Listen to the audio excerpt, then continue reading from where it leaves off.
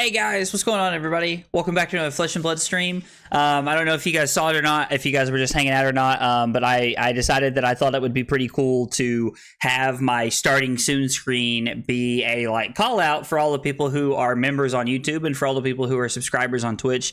So I just big shout out to everybody, who goes above and beyond to support the channel, financially. It means a lot. It's definitely, the best way to help me make more content. So I appreciate everybody who does that. It means a lot.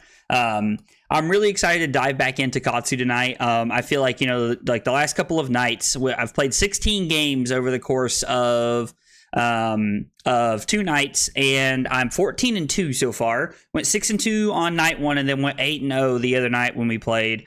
So had some pretty good success so far with the Katsu list. I'm hoping to keep that going. I feel like I have picked up a lot of lines from you guys through the chat, and I feel like I've just started to learn more about the deck in general.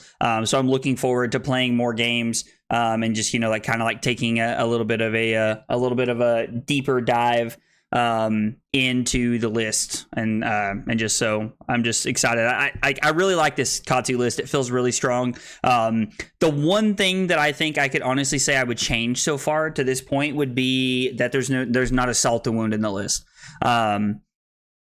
I was pretty skeptical of the fact that there's a one of Mugenshi release in the list when I first started playing, but every single card seems like it has a super important spot in different parts of the list, and so I really like every card. The one of Mugenshi release is really cool because it gives us that option, and we have that we have the availability to play that combo line if it ever comes up. So it's really cool. I think I've only got to play it once or twice so far. Maybe not even that many times, but I know I went for the Mugenshi release one time, and I messed it up by not breaking my boots early enough. And so it just kind of fizzled a little bit and turned into that. But yeah, I really like the list. If there's one thing I was able to try and find a difference for, it's that I would slide in one Salt the Wound in the sideboard for when I'm playing Mask of the Pouncing Lynx. If nothing else, just as a great target for Mask of the Pouncing Lynx, when you don't have a combo line, when you just have something that you just want to push some damage and put some more power out there. So I think could be a good addition. The one thing that I think I might cut would be an Arcane Lantern. I think Arcane Lantern was tech for Icelander.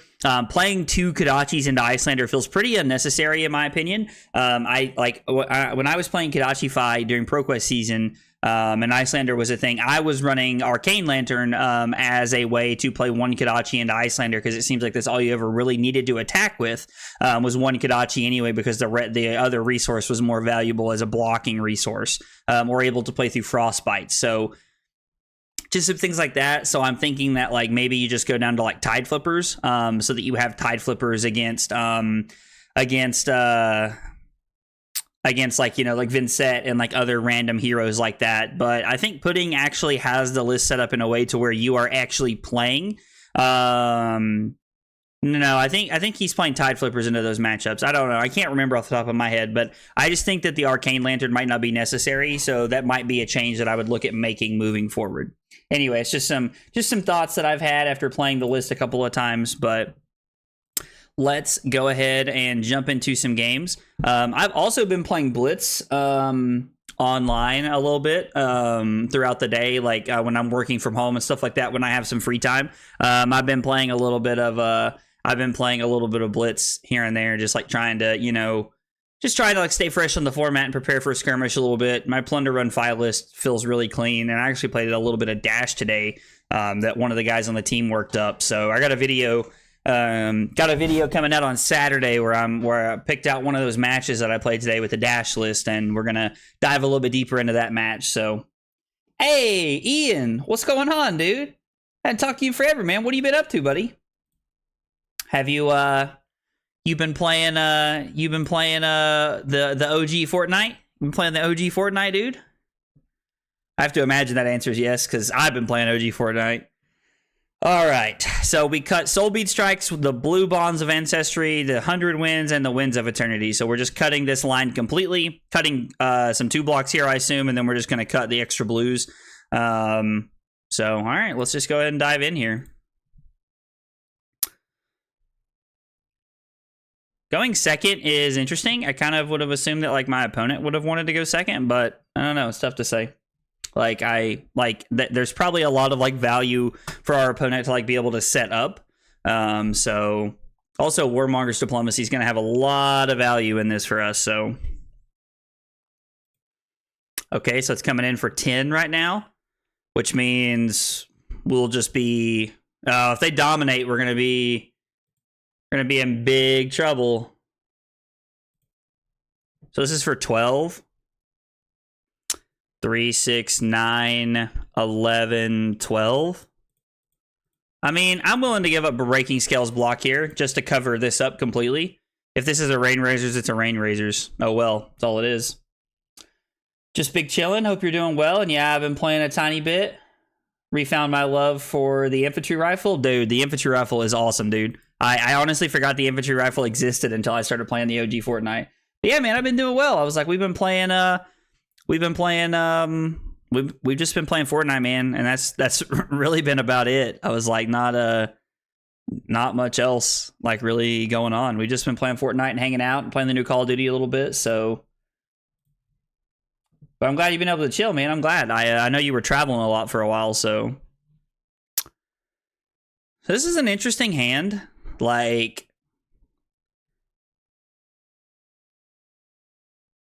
part of me wants to pitch this Surging Strike to play Surging Strike. But because we won't have another, like maybe this is just a cross strap turn. Let's go cross strap into Surging Strike here. And if they don't give us the Perch Grapplers and they actually let this hit, we can go ahead and get a Whelming Gust Wave here. Okay, so they're going to block with 2 cards. Seems all right. And then I'll just go Kadachi, and pass.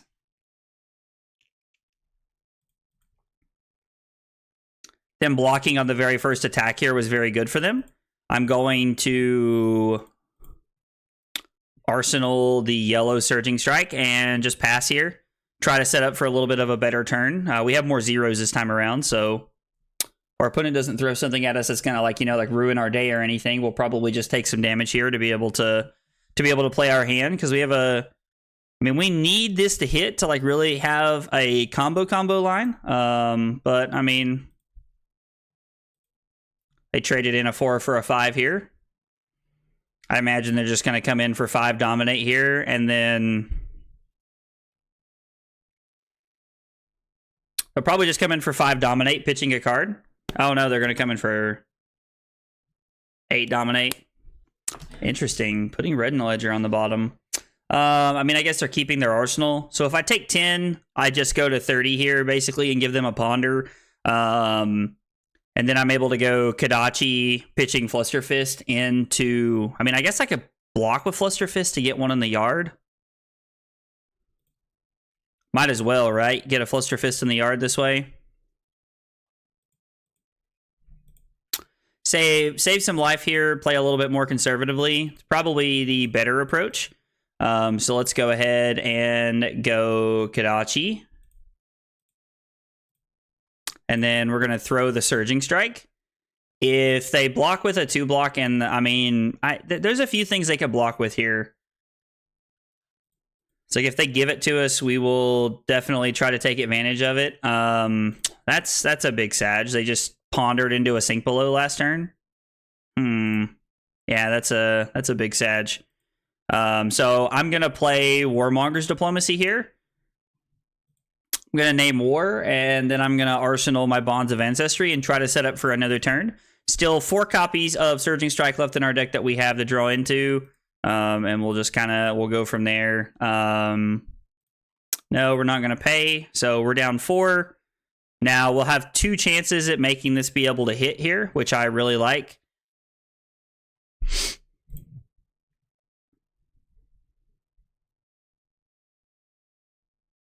They can't do anything too crazy here. Like, they can't play any of their buffs or anything, so I'm kind of surprised that they're activating Tunic.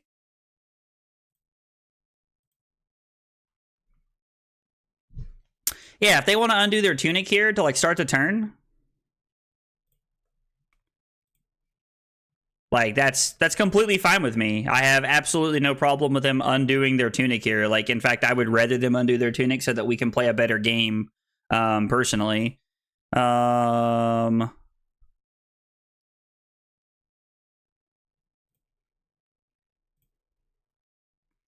So we have the capability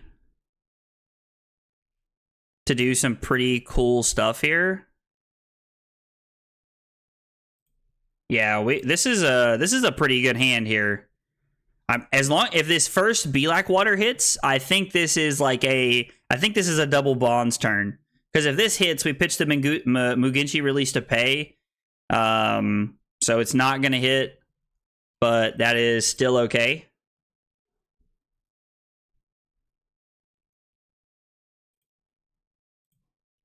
We're just gonna throw another one at our opponent here. They've done a pretty good job of, like, we haven't really had a natural combo line yet, so they've just been blocking, and it's been working pretty effectively for them.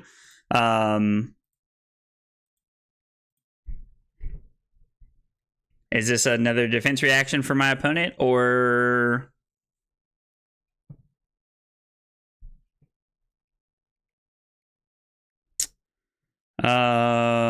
Yes, let's go ahead and pay 1 to give this a name. So we'll pay 1 to give this Surging Strike. And then I will Katsu here. I'd rather have a red Whelming Gust Wave here than a blue. So we'll just go ahead and go get a red Whelming Gust Wave. That'll still leave us 1 copy of red Whelming Gust Wave in our deck to be able to search out later. So... not bad. I mean, it's a pretty good turn. They can block 3 and then block with Perch Grapplers. I was like, if they give a 2 block here, I will use the Breaking Scales. Like, we've already blocked, and I'm going to push through an on-hit effect here. So, it's a reaction. Like, we can absolutely use this. Even through the Wormmonger's Diplomacy here, so that's really nice.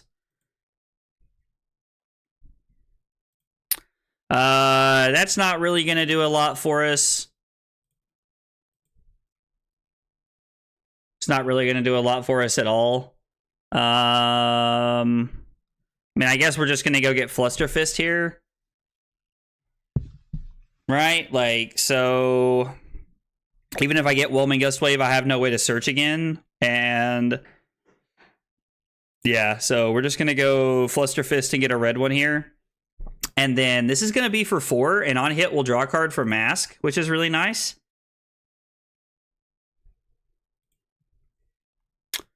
Kadachi won't have go again, so we're just going to come in with Flusterfist, and then we're just going to Arsenal to reinforce the line here. So overall, a pretty good turn for us. I mean, if I wanted to, like, I could break the Boots here and throw some more damage. Like, I'd be able to get 3 extra points out of Boots here, but I haven't blocked with it yet, so I don't think that's worth for us. I think just taking the 8-point lead here is good enough for us.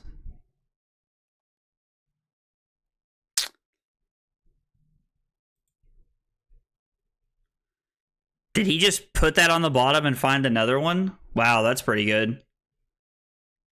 All right, so, I mean, we can play our Reinforce line. It doesn't matter. I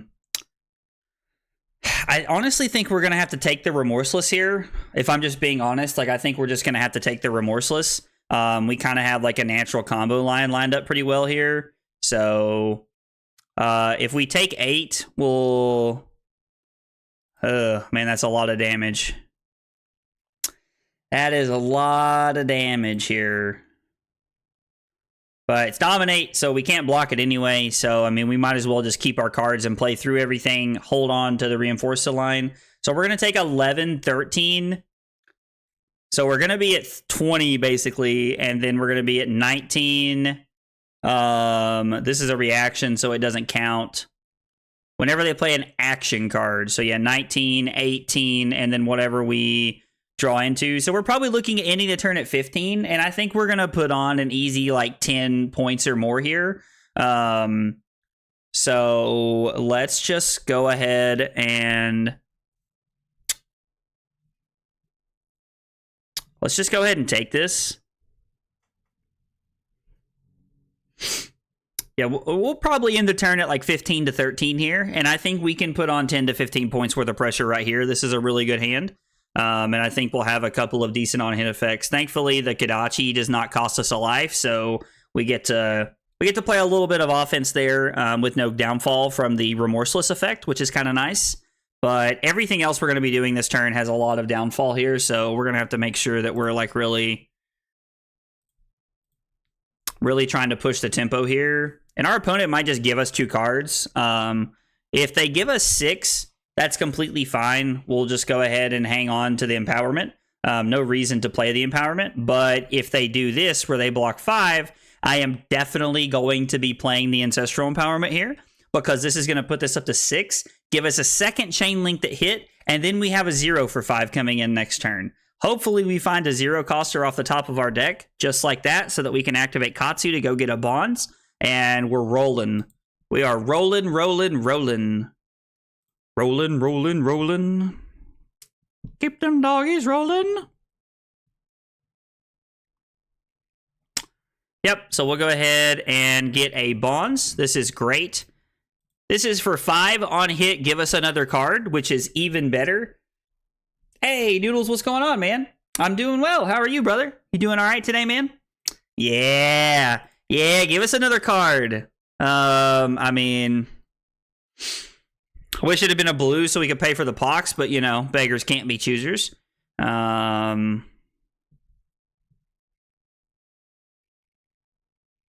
mean, there's no way for me to go double Bonds here, is there? So I'm just going to go Fluster Fist. We're just going to go get a Fluster Fist here, put the pressure on. So right now we're at 16. The question is, do I pitch my Surging Strike to be able to come up with a Kodachi? And I don't think the answer is yes. I think Kodachi's like, I don't think Kodachi is worth playing this here. I think we'd much rather just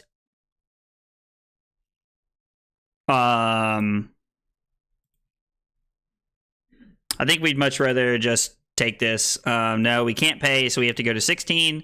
Ooh. That is not a good hand at all. This is a really awkward hand. This is not good. Good man, finally got my budget Arachne deck up and running. I got a Tunic and a CAC Codex of Frailty Unpacks. Life's been good. Dude, that's awesome, man. That's awesome. I'm trying to think of what is CAC.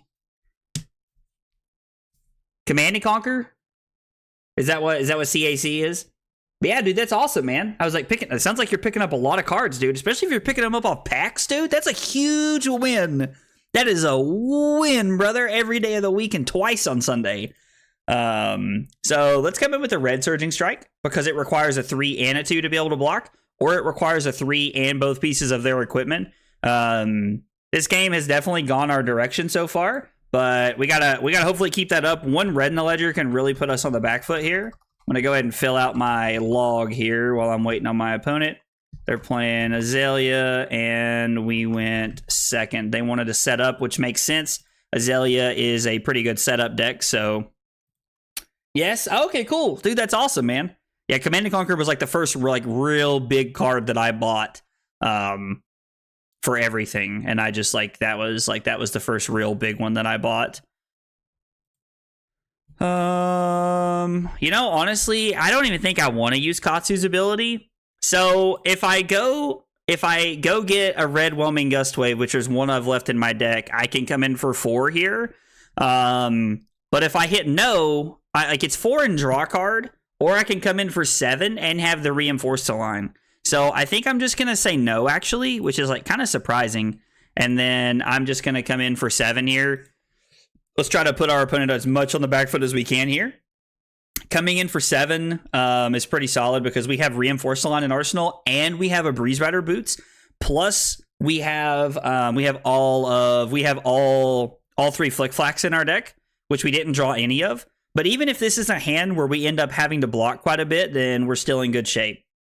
Oh, I shuffled. That's right. Duh, you shuffle when you Katsu. I was like, dude, I just pitched this card. I was like, what? I really like the art on this card. Like the lightning coming out of the Kodachis is really cool in my opinion. Just the whole way Like the whole thing is like set up. Like it's just cool. I think it's a cool design. Codex of Blood Rot. So nothing for me, dog. You get a Ponder and I get a Pox token and you get to set up an arsenal, basically. Okay. So it's really neat because this says if Remorseless is put into your arsenal face up, not turned up not in your arsenal face up. So like they don't get the defense reaction text here. Doesn't matter, but it's actually a pretty relevant point of view, like things that could come up that I had to ask quite regularly when that I had to ask quite regular, like that I had to ask at I think I asked that at Nationals one time actually. So is this for 8? So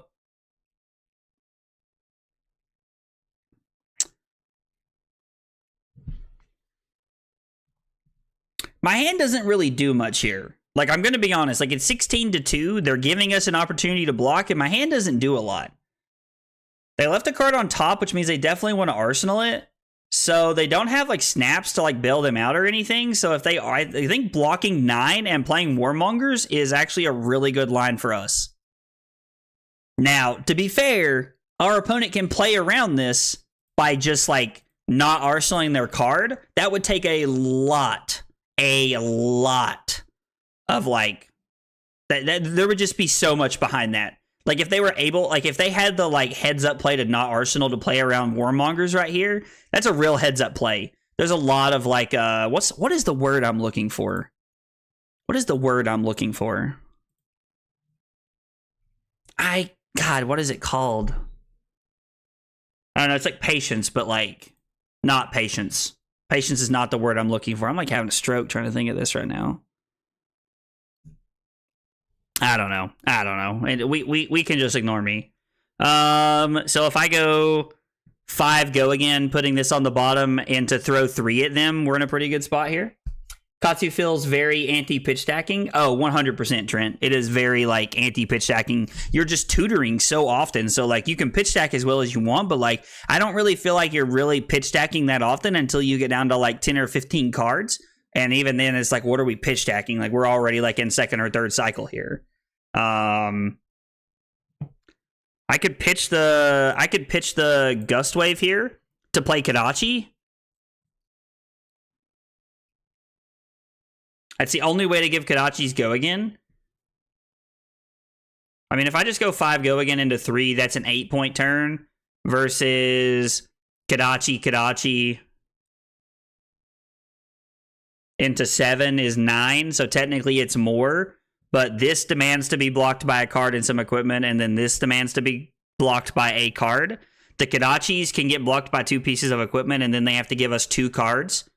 So they technically only have to give us 2 cards either way, I guess, is the best way to look at it. So let's pitch the Whelming and come in with a Kadachi here. If they have a Frailty Trap, then like we're just immediately like kind of like put on a little bit of a back burner by this. But wait, is Frailty Trap a Ranger thing? Yeah, it's a Ranger thing, and I don't even know if they're playing it or not. Like, they could be on Frailty Trap. Some Azaleas I've seen have it and some don't, so I don't know. It's tough to... That's one of those, like, weird calls. Like, you know, and I kind of, like, up to people, I guess. Oh, don't miss out on Thursday Night Football. I don't even know who's playing tonight. Which is funny because, like...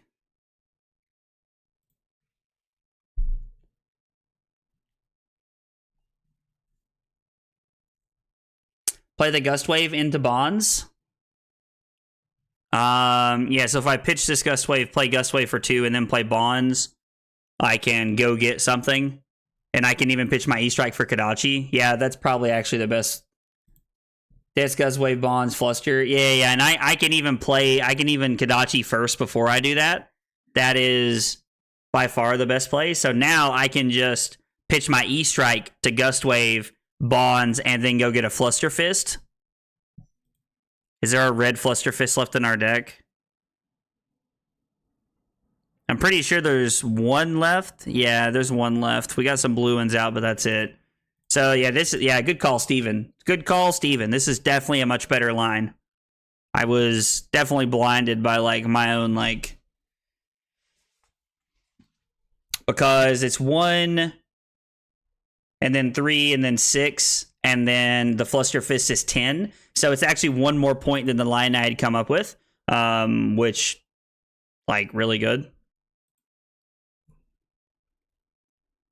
That's fine. This says the next thing that hits like just doesn't matter, and like we're not really like gonna use an on-hit effect here anyway, so we just had the combo line. Steven was just nice enough to point it out for us so that I could realize what we were doing. Yeah, this is the last red Fluster Fist, so this gets a card from our opponent, and then the Fluster Fist is probably going to get a card, if I had to guess, and they'll go to 1. So they know we're coming in with the Fluster Fist and they Fate Foreseen. I'm going to assume that they have another, like, sink below, like, 4. Like, they have, like, another 4 block card. I'm just going to assume, like, they just saw it there. So they know they're going to have to give me a card. Yeah, I don't know. That's, interesting.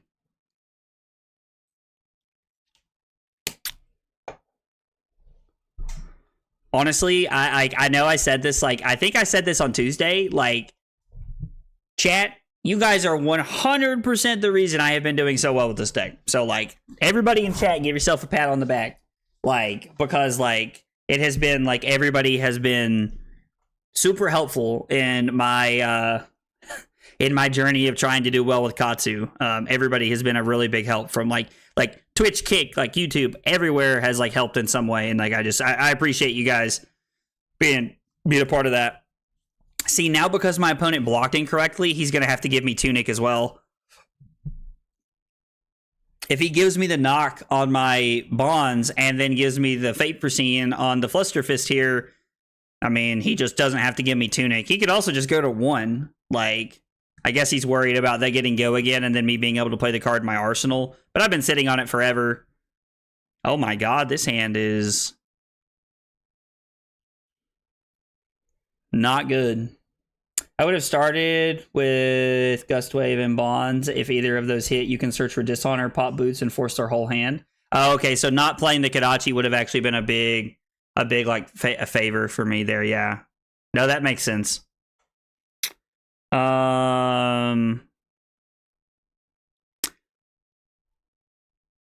Yeah, I'm just gonna play the Flick Flack. Like, let's just take our 4 value worth of block here.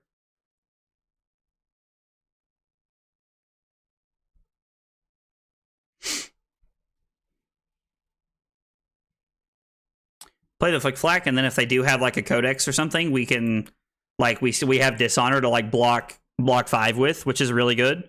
They haven't played a Codex yet. They played a Codex of Blood Rot earlier, which was really interesting, but so we'll come in with the we'll come in with the Kadachi here to start. They'll probably go to 1 and then block the Kadachi, and then we're gonna throw the Dishonor. And if they give us a,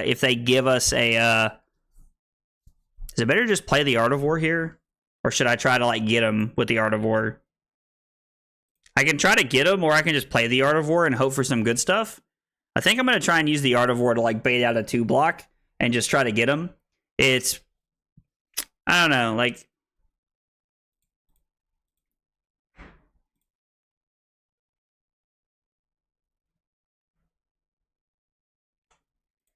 it's a little like, haha, I gotcha kind of thing, but I think it's fine.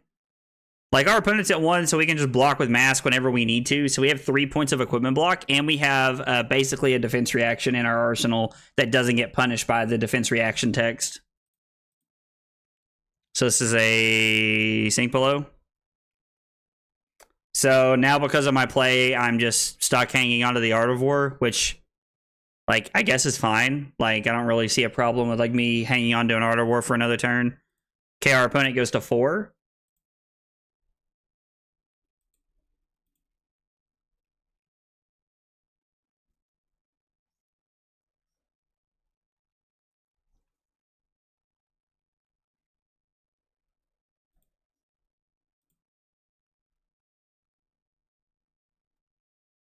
Man, these are some weird hands. These are some interesting hands to say the least.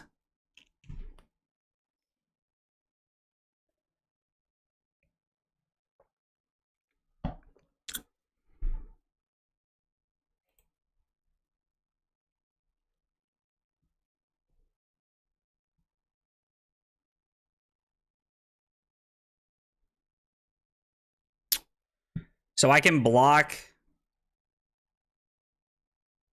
Empowerment.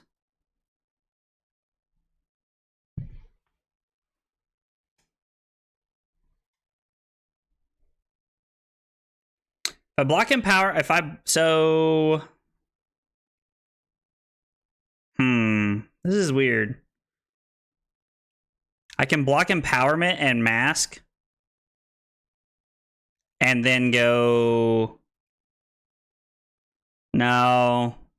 So I'm going to block Bonds and Mask here. And then I'm going to pitch Empowerment to play... to use Kodachi. And then I'm going to come in for 7. Yeah, I don't know. Like, feels like we've had a weird couple of hands. Like, probably just like... We probably could have won the game had I taken Steven's line from a few turns ago and...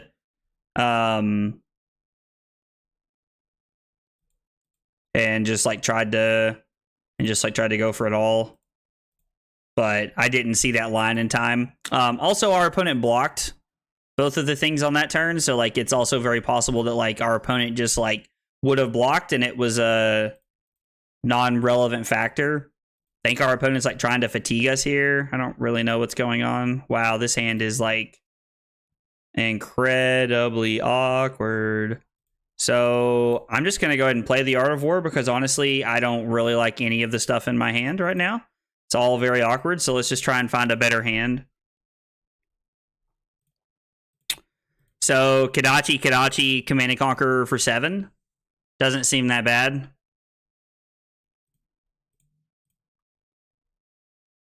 Like, I don't know if our opponent realizes this or not. There's absolutely no world where they're going to be able to fatigue us here. Like, we have 20 cards in our deck, and we're playing Kodachi's, like... You don't fatigue Kodachi decks, really. Like, it's just not something that happens very often. Like, we just pushed through 2 points of damage there. Like, and this was a pretty lackluster turn all the way around. So, I mean...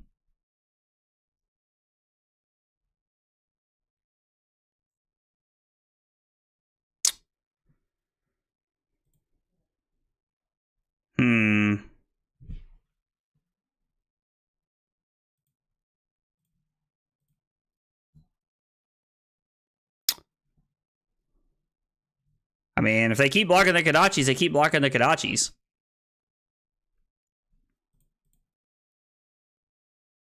They also probably don't realize that we're just, like, catching them on cards, so...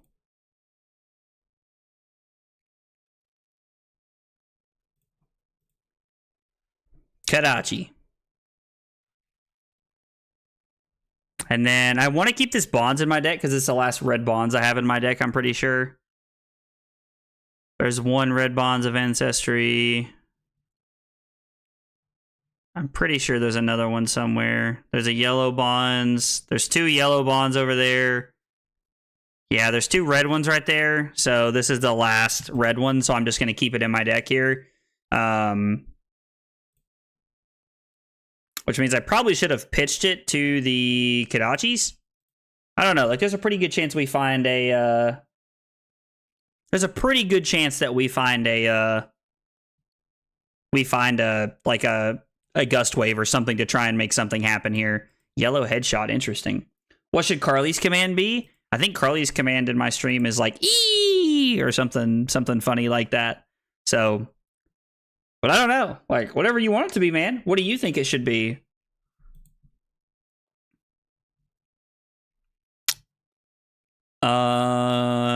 So, I mean, yeah. Like, the funny part is, like, we're catching them on cards. Because like, they're just blocking a lot. So, like, we're just taking all the cards out of their hand every turn.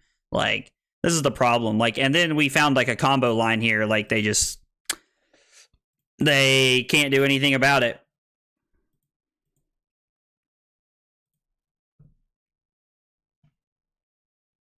Hey, Sax, what's going on, man? How are you, brother? I don't know. I'm setting up Nightbot for my streams now, lol, so I can do commands and stuff again. Dude, absolutely. That's awesome. I'm glad you're doing it, man. I am glad you're doing it, brother.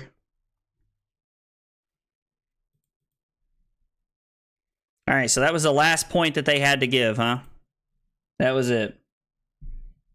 Yeah, I mean, I don't know what Carly's command should be in your stream.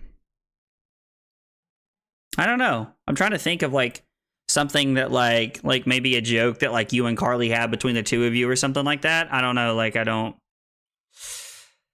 Oh, that's tough.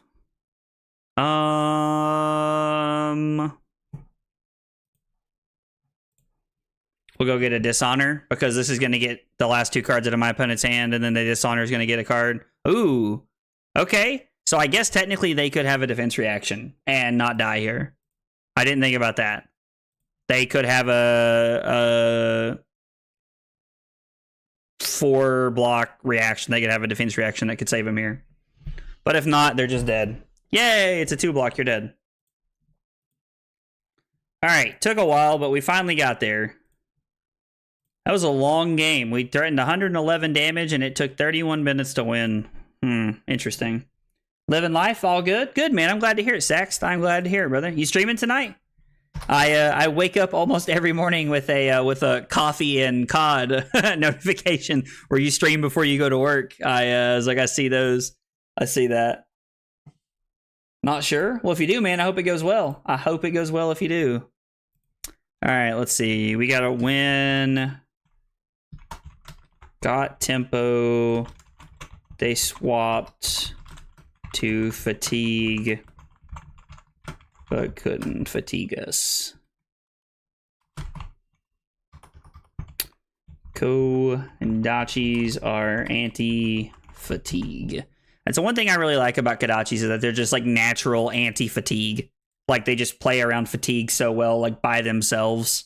It's just really convenient. Like I'm just a big fan of Kodachis. Plus, like, I don't know, like it was really weird to me that like they chose to play the premeditate, or like the one turn they chose to pitch the Retina Ledger. They played premeditate and then pitched the Retina Ledger to attack for 8. And like I understand like wanting the Ponder token and the 3 extra damage, but I really think it's worth pitching the premeditate and arsenaling the Retina Ledger to be able to like try and get value off of the Retina Ledger. Like Retina Ledger is how you win this matchup. You know what I mean? Like, so I don't know. It's just interesting. All right, we're playing against Dashio. Against Dashio, we cut Flick Flax, Reinforced Alliance, 1 Bonds, and 3 Winds of Eternity. 2-0 into this matchup so far, so we're hoping to keep that going. But you never know. You never know. This person's name is Cleat Elite. Be willing to bet that they're an athlete of some variety. Talshar. Dashio, we're going second. And we'll see what we can get going. They'll probably set up a couple items here if I had to guess.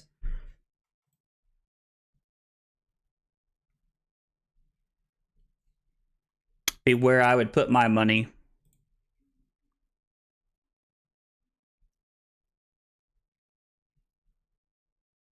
That is really interesting to me.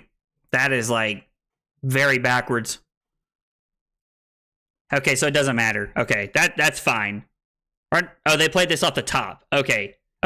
So it actually just didn't matter how they went about it. Okay, that like feels a little bit better to me, like all the way around, honestly. So they'll probably use the adaptive plating here this turn if I had to guess. And honestly, I'm not going to Arsenal. I'm just going to like play it all here. I want these cards as targets in my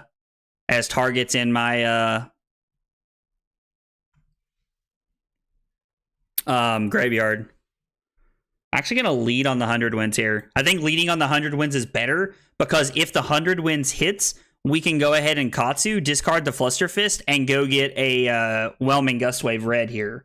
So takes their defense down just a little bit here. And plus we get to push a Breakpoint card on Chainlink 3, which is really good. The only thing we're giving up is we're giving up the ability of the extra point here to try and like bait out no blocks so that we can get our combo line a little bit better, which I think is better here personally. We're going to discard the Fluster Fist. And where are you? Red Whelming Gust Wave. And now we're going to play Surging Strike. And this is 4 on hit mask here. So I'd be pretty baffled if they let this hit. Probably a card from hand and heart if I had to guess. They might give me 2 pieces of equipment. I hope they give me 2 pieces of equipment. Okay, and they're just okay. So they're gonna give me plating and heart here, and they're gonna use the backup protocol blue. Yeah, the trigger's on the stack. You gotta wait just a second there, bud. But I get it. It's very easy to it's like you want to make sure that you're not gonna miss it because you don't always know if your opponent's gonna be, you know, a nice guy about things like that. So I completely get that. But the fact that they gave me 2 pieces of equipment means that we're in a better spot for this to hit. Because if they want to stop this, they're going to have to give me a card from hand and crown, which is really good for us.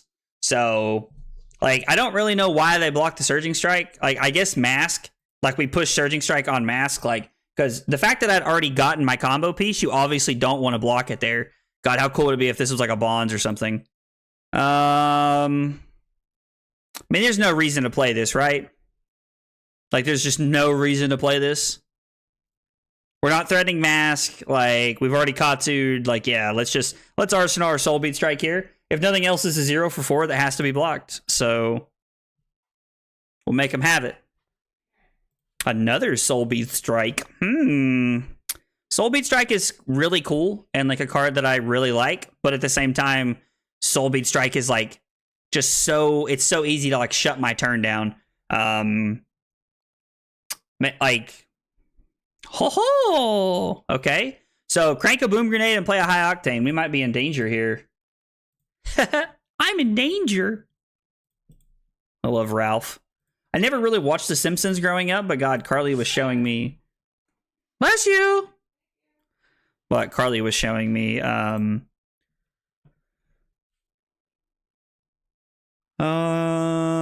mean, let's just take the blocks we have. But Carly was showing me a. God, she was showing me a clip of... She was just showing me, like, a best of Ralph's clip the other day.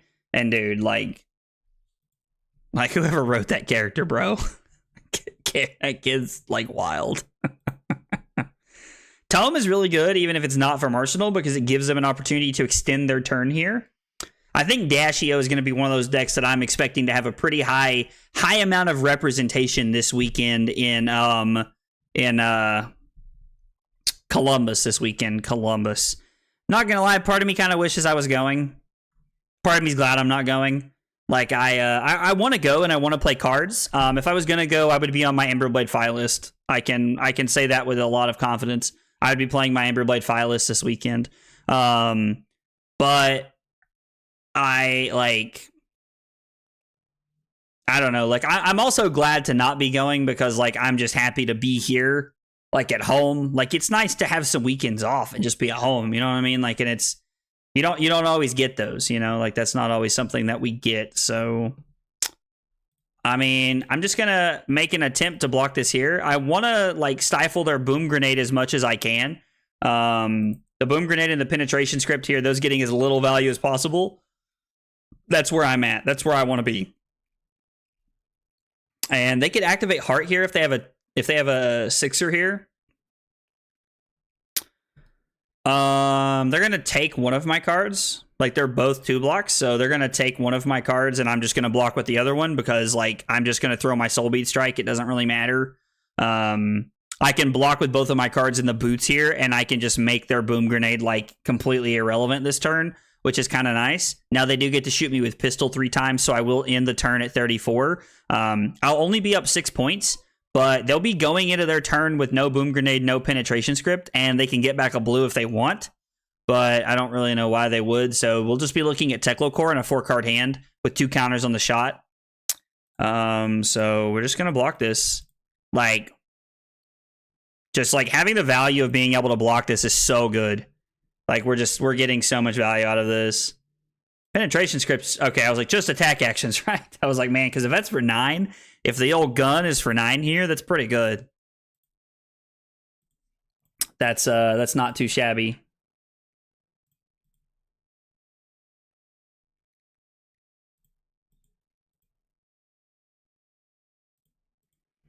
So we end at 34.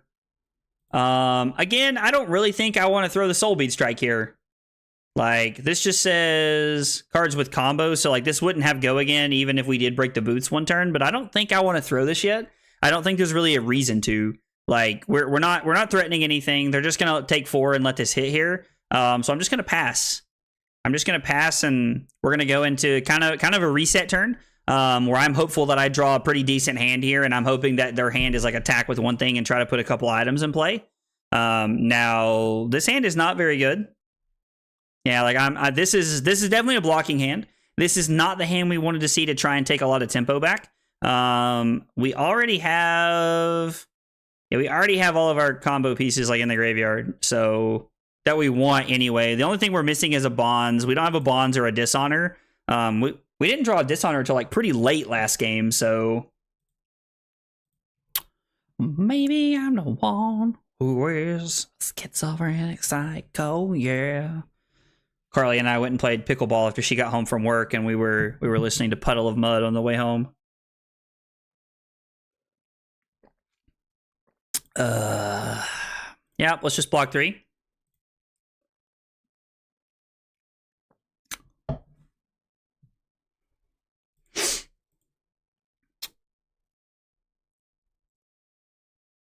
They're gonna activate Heart here.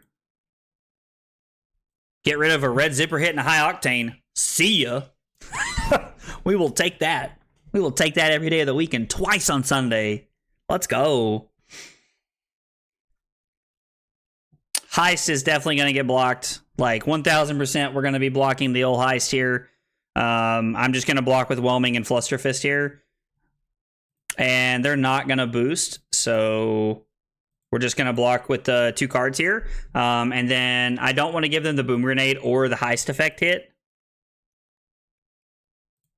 Is this like a 0 to 60 here? Oh, so they're not going to draw what's on top. They should have just boosted there. That was weird. Like, they should have... I don't know what was on top that would make them not want to boost right there. I'm actually curious to know, like, what do they want to keep in their deck? It must have been a power card. I'm going to assume it was a high octane. It was probably their last high octane. That or a max V, if I had to guess. So we're just going to throw the Soul Bead Strike and see how they play it. I'm hoping that they give me Heart and a card here, just to try and like stunt my turn. We're only up 6 points, and like honestly, they have a lot of tempo right now. But the good news is that we're at 34, and they're down 2 high octanes. And they have yet to put us below 30, which is kind of nice. Like, I know that, like, I'm not going to be able to fatigue this deck. I'm not even really going to try. That's never my game plan into this matchup. But I am going to, like, if they keep playing Boom Grenades, I'm going to keep blocking. Like, I don't want to give them the value of Boom Grenade.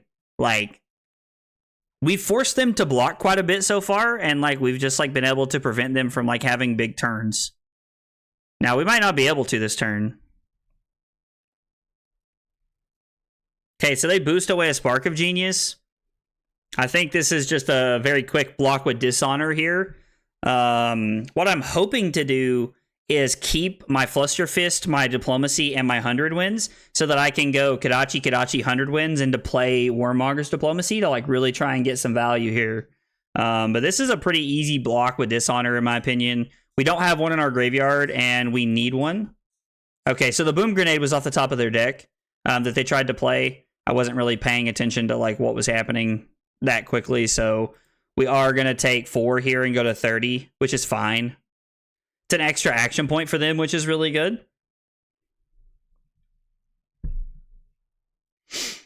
They're going to activate Heart. So they did have a Boom Grenade. Okay, so they get Heist and Max V. Okay, they're banishing a lot of really good red cards here.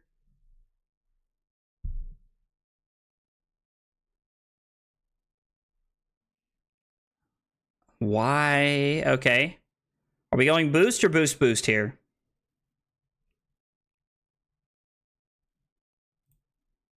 They're going boost one time. Like, do I just block 5 here and then play the Diplomacy and pass? Or do I try to like, am I just going to 25 to try and like play some offense here? I mean, because it's not a lot of offense. I can block 5 or attack for 5 here.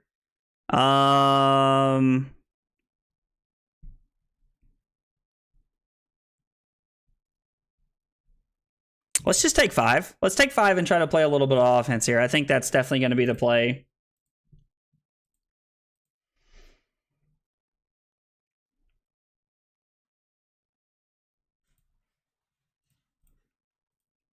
We're just going to show them our blues, and then I'm okay going to 17 here.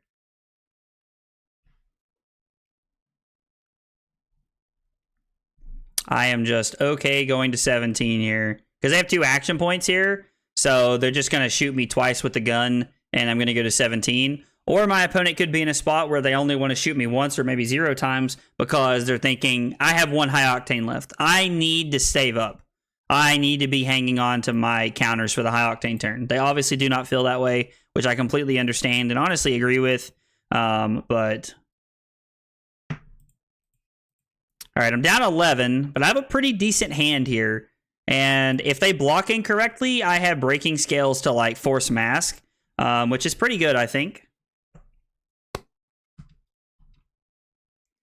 And honestly, could like turn on like pretty like decent, like could turn on a pretty decent turn here if we use the breaking scales to hit. We could get some real value here if we ended up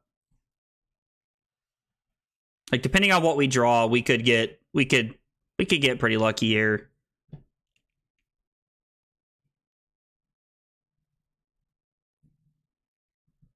Okay, so they're playing around the breaking scales.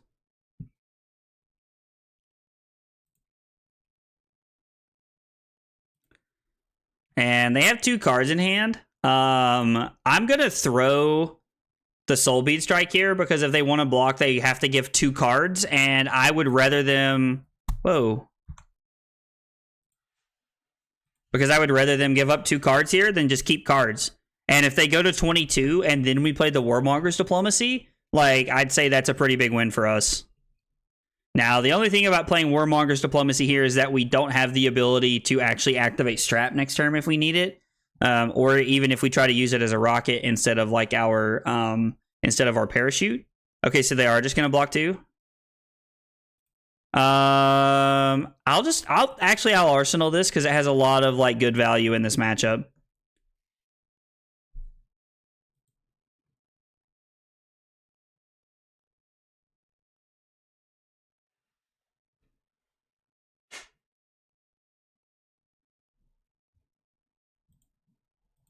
What just happened?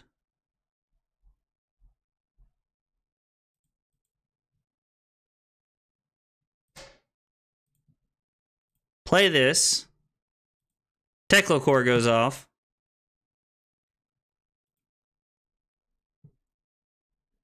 I'm just going to block with a Bonds here. I think that's perfectly fine.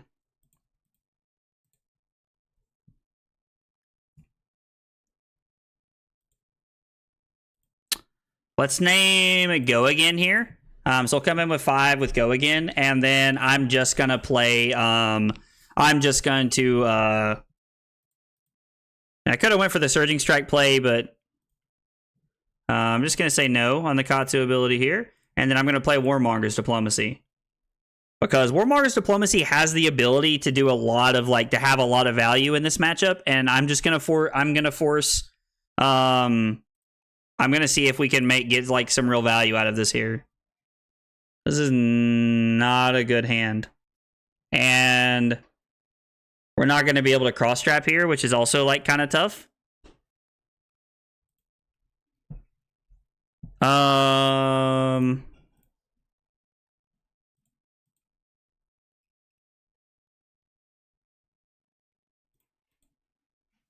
Hyper Scrapper is really cool and just like a really good card to like be able to like push through fatigue with. I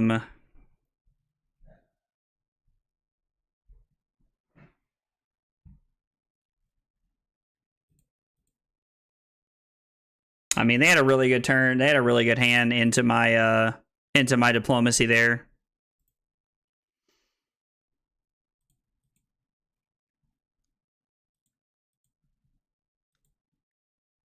Okay. So I'm just going to play the Surging Strike.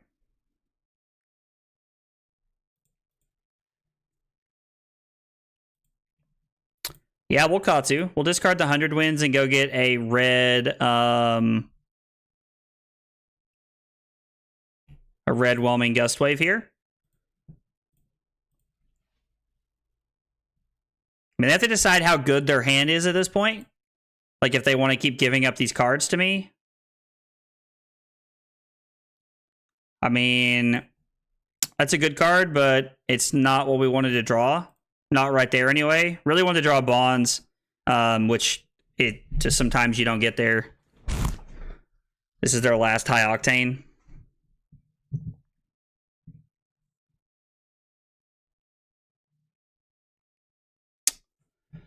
Oh boy, I'm afraid we might be picking up a loss right here. Feels like the old steam, the steam is running out right here. Feels like we're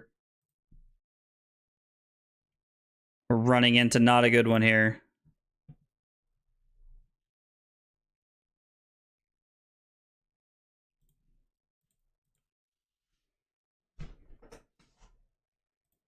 The scary thing is that they still have max Vs in their deck. Now, this is the last high octane we have to play through, so that's good at least, but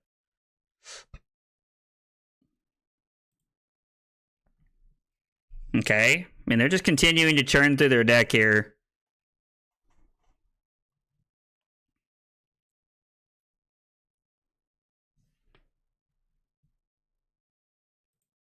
So because they were able to crank the backup protocol, they had the extra action point to be able to play the second tome.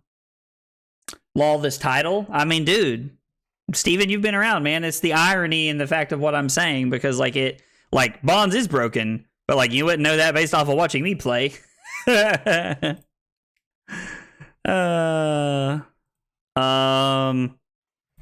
just block 6 here. Like, we might just be dead this turn. I don't know. Like, there's at least one Boom Grenade left in their deck, I'm pretty sure. The high octane turns there's still a yellow left in their deck. The high octane turns are just too good. Like,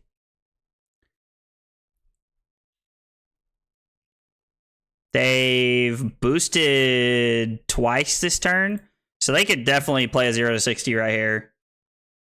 They could 1000% have a 0 to 60. Or I'm sorry, a max V. They've only boosted over 2. There's still 1 left in the deck.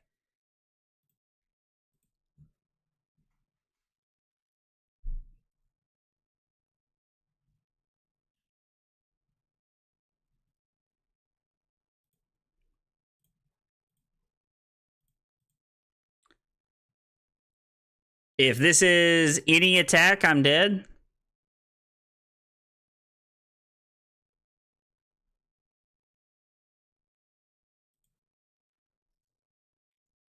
Okay, so I was dead there either way. I mean, I guess technically this is a better play. Yeah, so I'm forced to just take 7 and go to 1 here, and then the pistol's going to kill me. We almost got there. We almost got there. We just had too many awkward hands there in the middle of the game. Just had too many awkward hands. Like, that one hand was like, I don't know. Like, that hand was weird. Bonds is ridiculous. Did this dash just pop off? I mean, they did pop off a little bit. Like, they had, like, that last turn was insane. That last turn was their last high octane in the deck. Like, they had a really good turn, but they had a very aggressive turn, like on like turn 3 or 4. And my hand blocked super efficiently, but I didn't have any like crazy turns lined up. And so I just blocked out everything they did and denied them a boom grenade on like turn 3 or 4, I think. And then after that, like almost every, like I'm not gonna say every hand, but like there were 2 back-to-back hands that were like I had multiple 2 blocks, and like they were just really awkward hands, and like I could never really set any like big turns up. at least that I could see. Now, I say that, like, there was probably some lines I could have taken that could have, like, won us that game there, but that felt like an awkward game for us.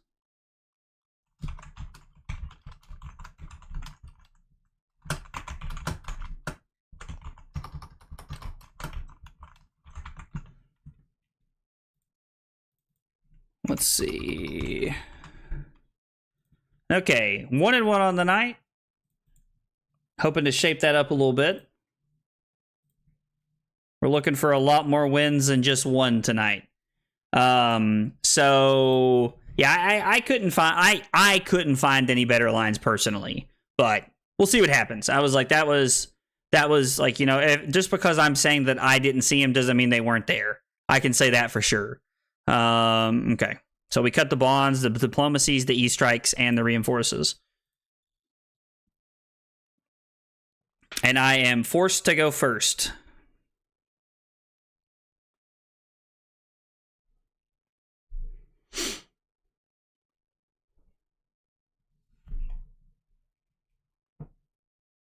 I think I just want to Arsenal, honestly.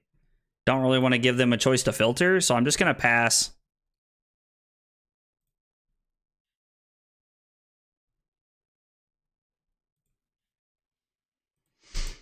Well, hope they don't have like a super aggressive turn to start here.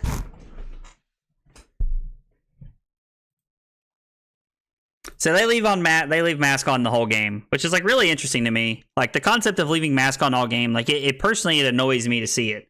I just supposed to block 3 here. Probably just supposed to block 3 here. Just take the value block.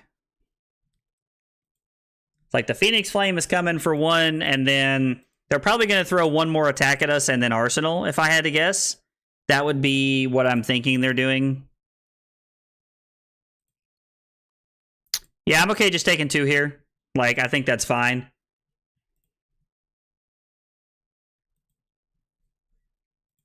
Yeah, okay. So nothing super scary there, which is good for us. So I'm going to crack cross strap here. Play the Surging Strike. They'll probably give us a card and Furnace here if I had to guess. Yep. Well, I'll turn mine off or Boots, and then I turn them off, and then the turn I want, when I have to undo it without fail. Steven, I felt that, brother. I felt that like on a spiritual level, brother. That happens to me quite a bit. I do that all the time, where I turn them off and then I'm like, oh, gotta go back. I meant to turn on my mask. We're definitely going to take our combo line here. Yes, we're going to resolve Katsu's ability, discard the 100 wins, get a red Bonds of Ancestry here, and then we're going to go get a Fluster Fist after this. So letting anything hit is just such a good combo line here. We'll get another red Fluster Fist.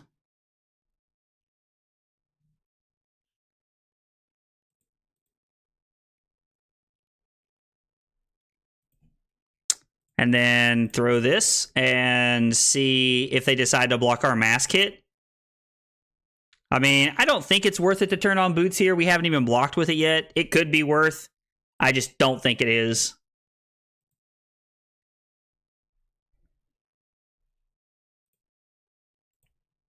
Would have been a pretty disappointing Boots turn if we had done that.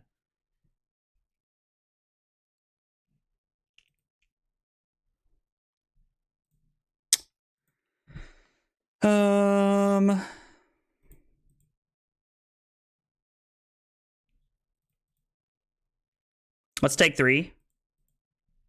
So they're basically working with a 4-card hand this turn. How come nobody else ever Ravenous Rabbles for 2? We'll just go ahead and take 4, I think. This seems like a fine turn.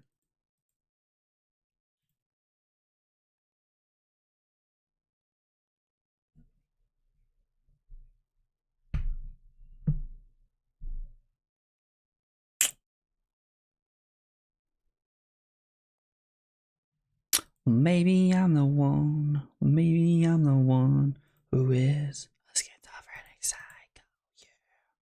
Yeah. They might just push it here if their last attack isn't very good. I'm gonna block the Phoenix Flame here with my Breaking Scales. Just because I don't want them to be able to mask off of the Phoenix Flame if they are going to use it. I want them to wait and have to use it. Now they might have wanted to sit on it anyway. I'm not sure.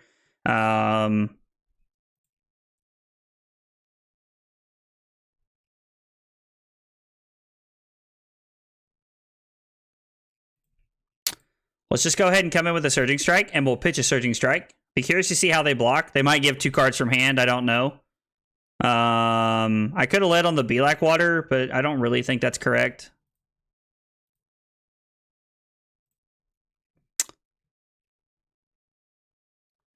Even if I... Yeah, good use of armor. Yeah, it felt like it right there. So if I hit with the Blackwater, I'd have to pitch the Bonds, which might be fine, honestly. Let's play the Blackwater. The problem with pitching the Ward of Wind is that if I do, I'm just never able to actually...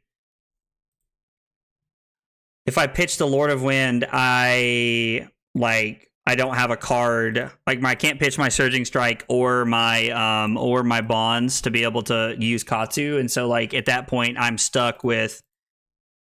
It's a lot of blocking. I mean, I'm not attacking. That's fine. I'm just gonna Arsenal this and... I mean...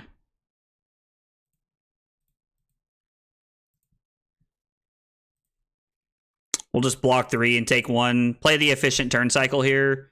Pitching Bonds is okay since Whelming will draw for Katsu.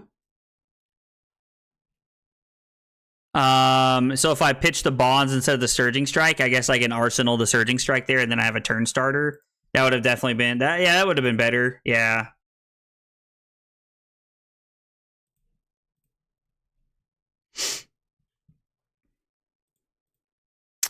Problem is I never have anything to push these over the top.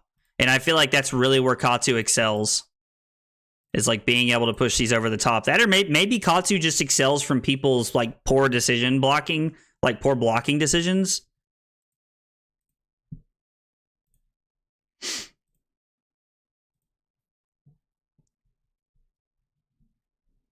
Okay. So if I block 4,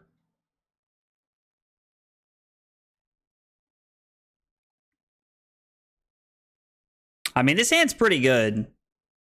This hand's not bad because I get to go Kodachi 100 win, 100 wins. And then, I mean, and if this hits,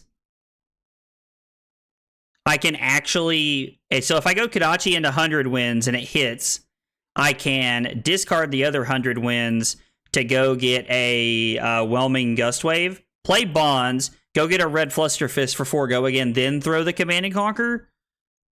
It feels pretty good. Fi's Frizz is his best asset, so this guy is already putting himself on the back foot. Yeah, I really like to try and hang on to the Fridge as long as I can playing Fi Steven. That or you need to use it on turns that really punish him. I think our hand is good enough to be able to just take 5 here. Because we're just giving up 5 points, basically. Here's how I see this. Since you have Bonds and Arsenal, I would have blocked with Boots, thrown a blue Whelming, and if it hits, pops the Boots to pop off. So... You're talking about last turn, Steven. Okay. Alright, so Stephen L and Stephen D, that's what we're gonna have to do so I can keep you guys separated. So Stephen D, I see what you're saying. So if I play this, yeah, so I could actually have a pretty solid turn last turn. That makes sense, actually, yeah. I mean, I'm just going to block here. We're getting to a point to where they're pretty incentivized to take the pouncing links here if they can. Maybe I'm supposed to save the Boots for the trigger here. Well, I guess it's 2 because of Shuko. So I'm going to go to 12. And then they might mask here. Yeah. Go get a Lava Burst. Or assault. I guess salt's for 6 here. Ooh. So I go to 9, and then salt's for 7, and I go to 2. And then I need my turn to be pretty good.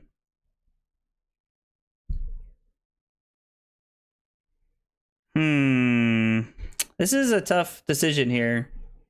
You would throw the blue whelming as pseudo finisher, force them to either block a 1 attack or get punished by bonds. Can get the mass trigger too. Okay, yeah. So yeah, that definitely would have been a better turn, Steven. Yeah, Steven D. Good call. Good call, Steven D. That would have been a good decision. I think I'm gonna go to 2 and try to pop off.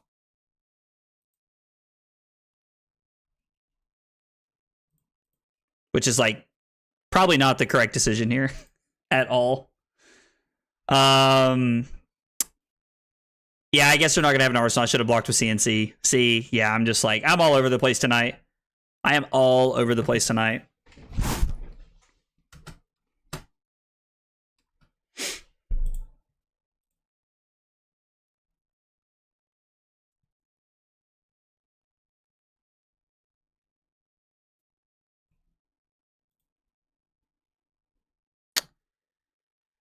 Okay, so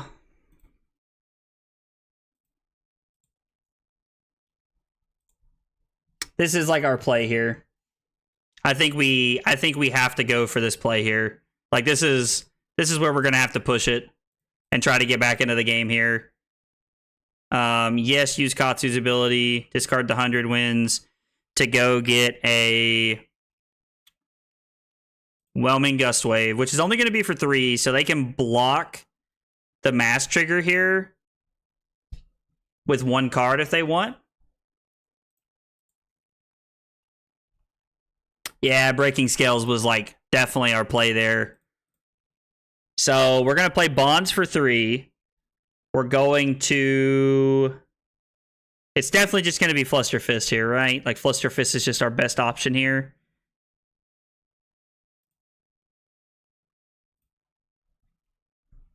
That's our last red Fluster Fist in the deck, so there's 2 blues and a yellow left for us to search for. Our opponent takes 3, goes to 18. We come in for 4. Our opponent goes to 14. And then we come in for 6 on hit mask. Now, we have no CNC effect, but the 6 on hit mask is pretty good. If I manage to crawl back out of this game after this, I would be pretty surprised. Now we're just blocking with mask.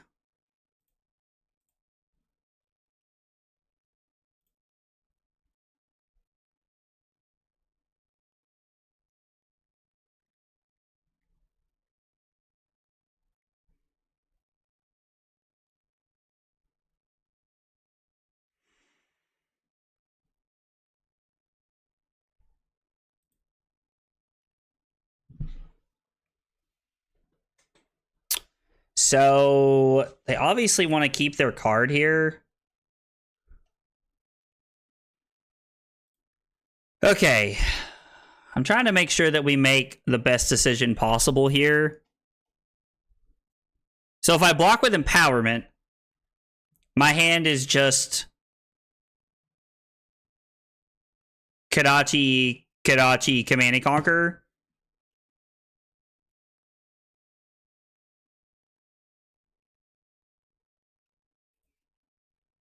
I guess let's just do this. Let's just do this. I think this is still like our best play from here. And we'll just pitch the Soul Bead Strike. Like, I think we're okay just pitching the Soul Bead Strike. Block with Mask. So do you think that going to 1 to block with Mask was worth going Kadachi into attack with the Soul Bead Strike? Hope they block with a 2-block from hand and a Tiger Stripe Shuko to then turn around and still throw or go Kadachi into the Soul Bead Strike, play the Ancestral Empowerment, then to try and Command and Conquer? You think that was worth it? Stygian, I hope I'm saying that right. Hope I'm saying your name correctly. So they're playing a defensive Artivore. They played 2 defensive Artivores. Okay.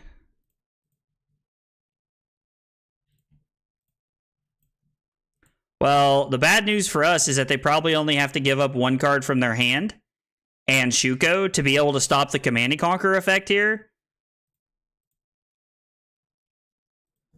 And I guess I could have attacked for... No, there was no way to give it go again here. So I'm just going to throw the Command and Conquer. Like, you really risk them having a 3-block to spare. So Stephen L., that was also my concern. Sigyn, that was my concern as well with Steve. I'm with Steven on this one. I am concerned that if you make the play of I would decided to block with a card from Arsenal. Interesting.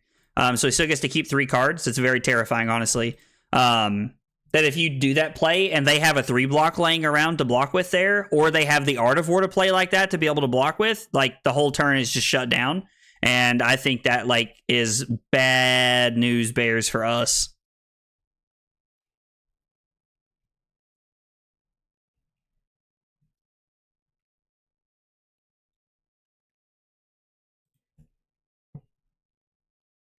So this is definitely Snatch. I need to be able to keep Gust Wave in blue.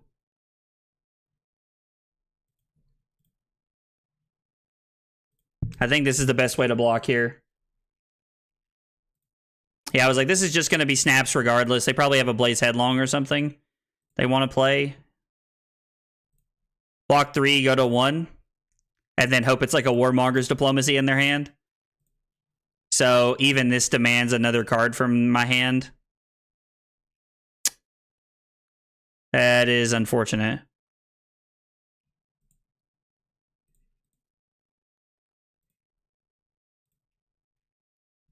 That is unfortunate.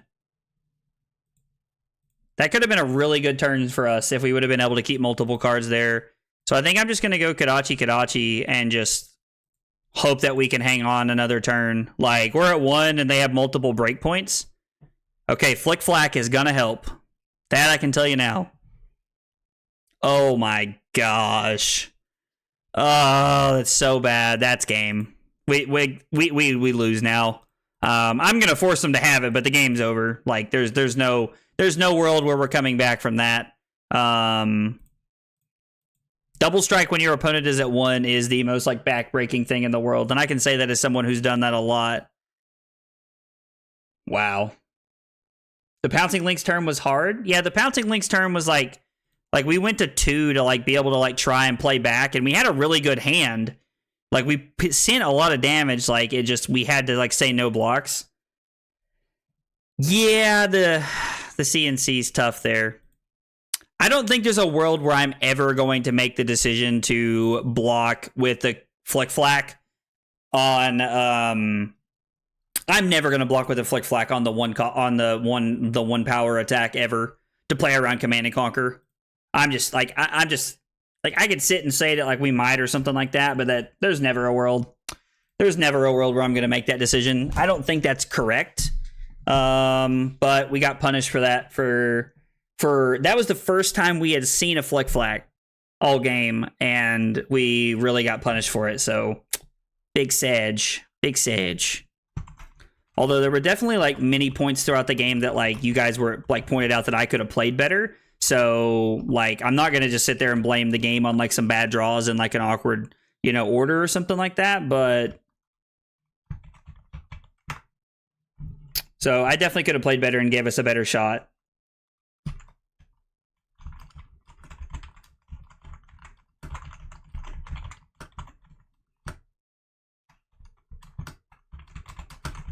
And it was too much to come back from.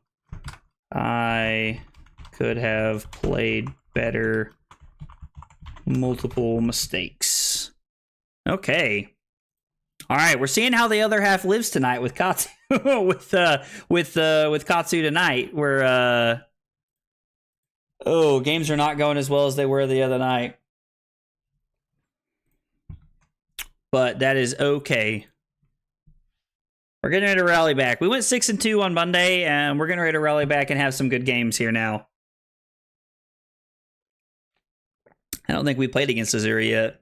If we have, I don't remember it. I think we go second against Azuri, and Tunic, because it's a grindy game, makes a lot of sense. And the only thing he does not have in is Reinforced Saline. That's interesting to me, because I have Reinforced Saline in my Fi deck just because I think it's good. Okay. We'll try it like he has set up here. I'm going to I'm completely playing by like putting Tam's sideboard guide and just like going with all the decisions that he made, and all of the ways that he had it set up. So that's how I've been playing it. That's how I'm gonna keep playing it. Katsu, Talishar, we're playing against Azuri. And we're going second. Oh, this is the Azuri. Yeah, this is the second Azuri we played against. So the very first match that I played with this list was playing against Azuri. And wow, is this just natural combo line right here? Wow. That's insane. They're also playing aggro. Crown of Providence tells us this instead of them playing a contract Azuri. Now, they still play a lot of like banish cards and do stuff like that. So like it's not like we're just completely safe to not block things, but we're gonna try and arsenal as little as possible here. I kind of like to play this matchup like I do Bravo, where I try to arsenal as little as possible. I honestly, I'm just gonna say no blocks.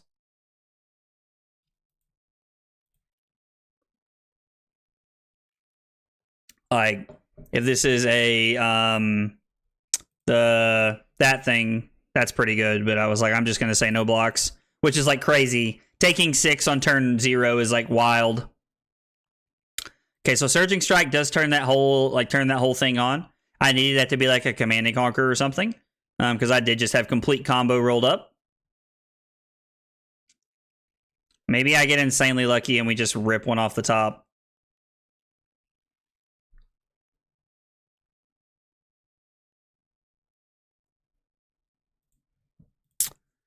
I'm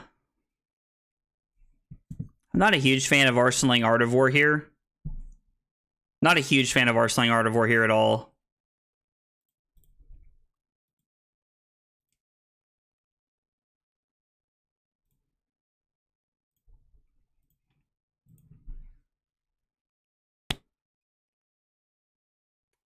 Definitely tell that I'm playing worse tonight than I was on Tuesday.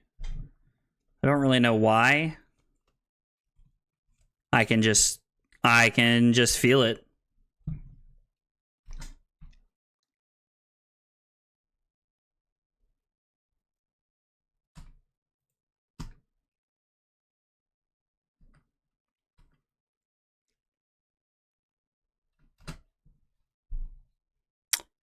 Am I supposed to play this and try to use the Artivore as a reaction to try and do the Mugenji release line?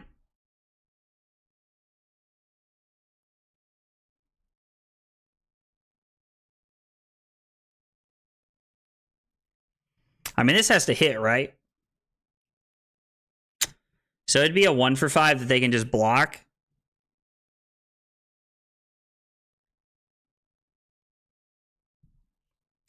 So I guess let's just play this. We'll just play our 1-for-4 here as a 1-for-4. Just kind of take the value that we can get from it and move on with our life.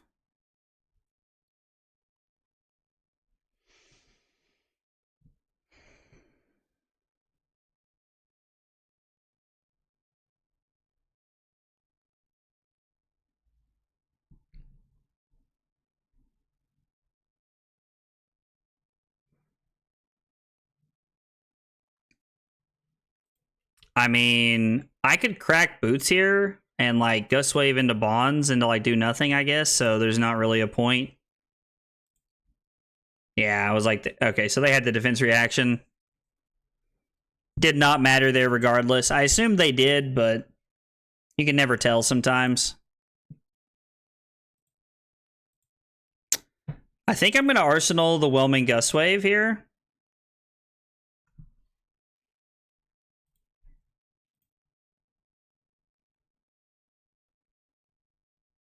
So if I go Kadachi, +1 and go again here, I can then go Whelming Gustwave for 4 into Bonds and go get a Fluster Fist as long as I block with my Fluster Fist here.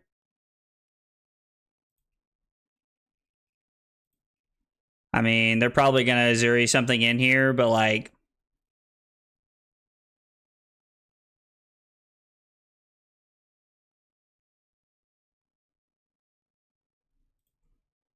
If I had a card in my graveyard that I could actually like Bonds for, I'd just keep the Fluster Fist in my hand and say no blocks here, but try to get value out of having the Fluster Fist in my hand is just a 0 for 5 with go again, but don't think that's really going to be an option. Like we don't have anything to search for, so it's just not on the table.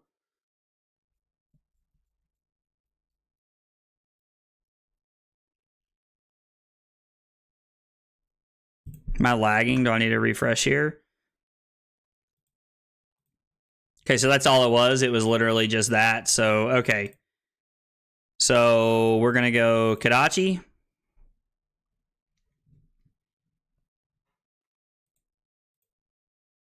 Him having the shakedown on turn 0 was really good. Like, if I'd been able to keep that, that would have been like an insanely good like play line for us. So I'm just going to go, we're going to go buff, and your next card gets go again. Now we're going to come in for 4, go again, which means we don't need to break the boots, and this doesn't even need to hit for us to just like have our line here. We get to just have our combo line here.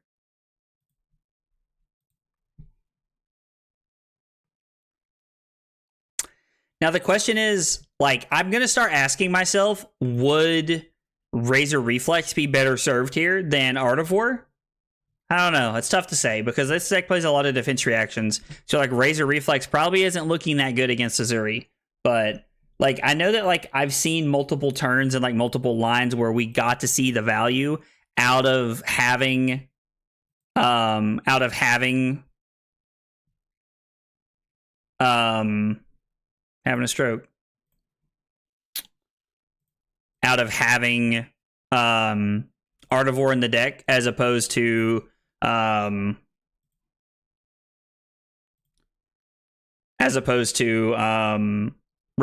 having Art of War in the deck as opposed to Razor Reflex, but Razor just seems like it might be really good. Yeah, a good way to salvage the turn cycle. Yeah, if you're talking about like playing like the Art of War and like trying to like make this like a and the Fluster Fist to like make this a good turn cycle, I mean, it's not bad. Like I'm going to assume our opponent had a defense reaction there. Like I could have used the breaking skills to like draw 2 cards, but I don't know that. I think I'd rather get the value out of blocking with it, or maybe I'm just misrepresenting breaking skills because this was for 4 and they blocked for 4. I'm assuming that they were trying to bait me into like doing something there, so that they could like get more value out of,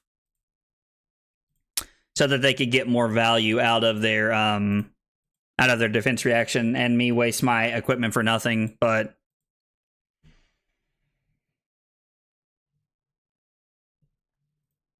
okay.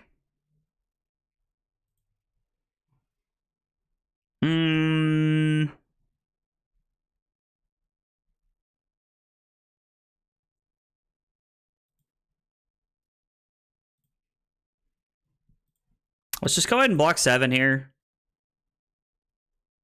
And they might have the shred. I don't know. But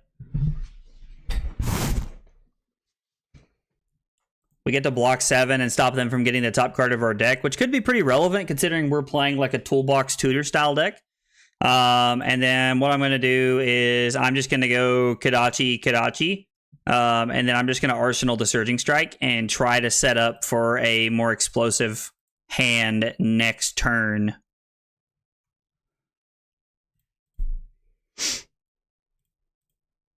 Like, I hate arsenaling against Azuri, but I think it's the way we have to do it.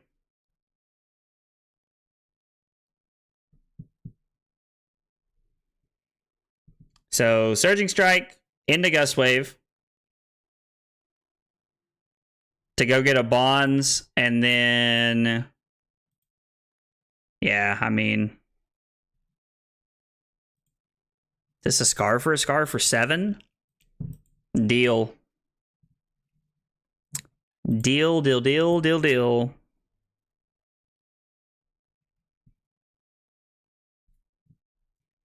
This would be a very good cross trap hand here. Surprise CNC is always scary. Yeah, like the CNC like being able to like basically like flash it in, if you will, is like really good. And like honestly, like one of the scariest things about playing into this matchup, in my opinion.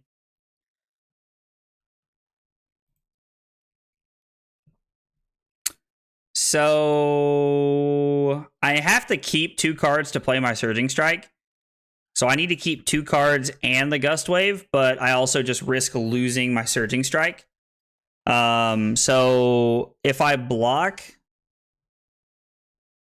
Fluster Fist and Flick Flack, I can just use Tunic to pitch Gust Wave and come in with Command and Conquer here, which is honestly like that's a fine line. It is our last red Fluster Fist, which is not good. This is a very like unfortunate hand here for what we have and what we're trying to accomplish this game. I'm not going to give up the Tunic. That resource is very valuable. I think Already Dead is a more painful knowledge check. I mean, yeah, Already Dead is very good. Already Dead is very good. Like, them getting, like, a Boots or something like that would be very bad for us. Oh, man.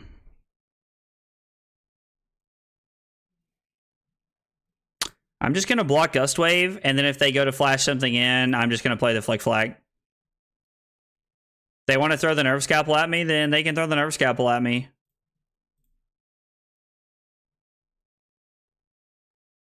I mean, if I go to 21, I I might as well just do this. And then if they want a Nerve Scalpel, like if they want to flick, they can. Like, that's fine.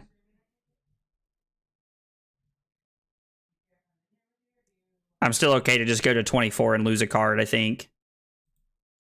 Yeah, they're going to save it. The Azuri player that I played against the other day, like, threw it really early at me. And I'm just always really surprised when they do stuff like that. Like, that just doesn't seem like the correct play. Now, I could pitch the Command and Conquer and just try to play the Surging Strike here and try to have a combo turn, but I think I'd rather just play the Command and Conquer and force them to give me their Crown of Providence or force a couple of cards from their hand.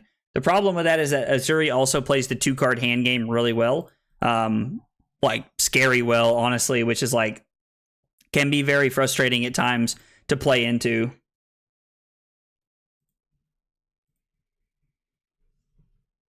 I'm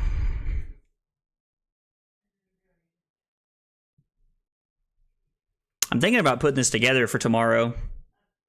Like, we have armories every Friday night at my local store, and I'm thinking about putting this list together with the Salt the Wound edition over the Arcane Lantern and playing this tomorrow night at my local armory. Just because I've really been enjoying Katu and like what it does. Like, it's been a lot of fun to play this week, and I know it's easy to look at that and say, oh well, yeah, you're having a good time, you're winning, duh. But like, winning is cool, and like, don't get me wrong, like at the end of the day, I'm a competitor. Winning is what I want, but at the same time, like, this has been a lot of fun. Katu is like a really big puzzle at all times, and I'm really enjoying that aspect of Katu, if I'm being honest. It's just really fun. I still can't get over how cool of a card Already Dead is, both in actual play and design. Yeah, it's a sweet card, dude. It is like definitely a really cool card. Absolutely, Trent. I completely agree. It was only recently I actually took in the art, and it's very cool. Oh, yeah. Like, Already Dead is like a really sweet card. Like, I really like Already Dead, like, as a card. It's cool. Like, design and play. Completely agree. Again, all the way around. Is this a double turn?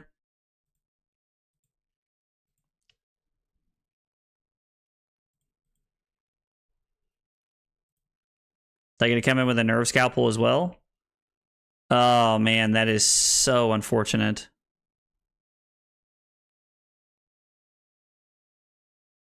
Well, it was a double turn until they did that. That is big Sag. Man.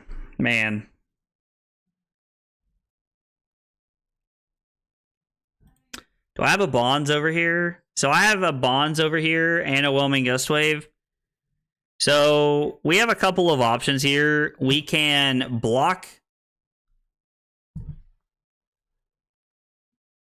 We can block Bonds and E-Strike here. And then come in, go Kodachi into Surging Strike and try to make the art and try to make this work.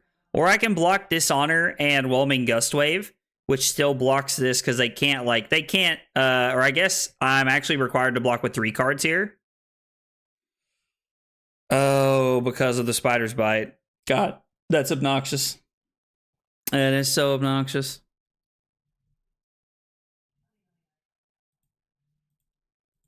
Yeah, I'm just going to block 6 and then just pitch the Bonds to play the Kodachi here. It's a big Sag. Also, being a 6-power contract is so amazing. Oh, yeah. Already Dead is like a great card, like all the way around. Like, I really enjoy that card, and I'm not even an Assassin fan, honestly. Even just the idea of banishing a piece of equipment like Scab Scans or Tectonic gets me so excited. I mean, yeah, I completely get that. Like, so the funny part is, like, I was playing Max for a while, like when the set first came out, Trent, to like try. I wanted to learn Max because like Banksy's like you're attacking with a wrench. How cool is that? But I really wanted to learn how to play Max when the set first came out, and so I was playing Max a lot, and I made the mistake of blocking with my mech suit into Azuri, and he swapped in an Already Dead and got my mech suit. And I was just like, I just sat there like bumfuzzled at how big of a punt that was for me. And then the shred play is a little more on the nose, that like you can shred equipment that has temper to kill it. But it was still very good for my opponent to be able to do that to me. So yeah, dude, that sucks. Yeah, it was not great. It was not great. What are you saying? Oh, snap about, Steven? You talking about the fact that I had to block with 3 cards to be able to cover up that Command and Conquer? Because that was a big satch for me. I'm a simple man. I am a simple man. I just want to play my Surging Strike. I think we're just gonna say no blocks here. And we're just gonna hope that that we've only seen 1 Command and Conquer and 1 Shakedown. Yeah, I mean, listen, Death Touch could be worse, but they're gonna Whispers this and do something else, I have a feeling. So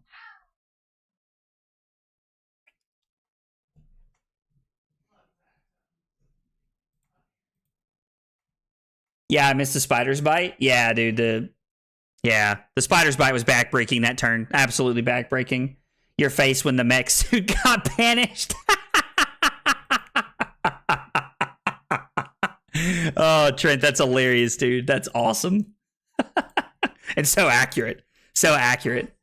So the funny part is like that is like my face of like sheer shock and surprise of like what's happening and what's going on. I had actually yeah, I don't think I care about this actually. I think I just want to take the 4 here and try to like have a turn. Just like try to make something happen here. But yeah, that emote that I have set up was actually when I qualified for the Pro Tour, playing Magic for the first time. I had won a PPTQ and I went to an RPTQ and actually won the event and qualified for the Pro Tour. And my buddy was actually nice enough to have his camera ready to take a picture in that moment. And he actually got a picture of what my face looked like in that moment. It was pretty cool. It was pretty cool to say the least. That he actually got a picture of that in that moment. It's really cool to like that I have that moment captured. Because I don't know many people that would have their phone out when they realize the game is going their friend's way and like they're about to qualify for the Pro Tour for the first time. So yeah, I remember being ecstatic in that moment. I was actually so excited that like I said good game to the guy I was playing, but like I jumped up from the table. I was so excited and like it just I had been grinding events almost every weekend for like a year to try and get there. And just to finally get there was like such a cool moment for me. So I mean, I guess we could always just draw into another empowerment. Maybe I get lucky and we just get to see another empowerment here. Nah, not that lucky, huh?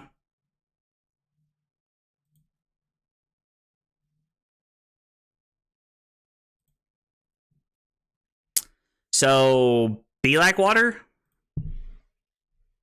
Because this gets them to like block again, I think.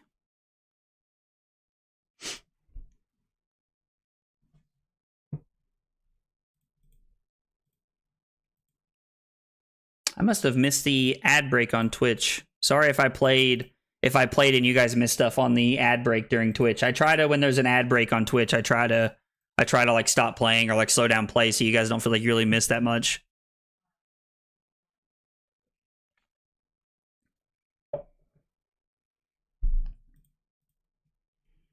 Nah, I'm not going to. I'm not going to tutor or search for anything here. I'm actually just going to play my Command and Conquer and force 2 cards out of my opponent's hand here.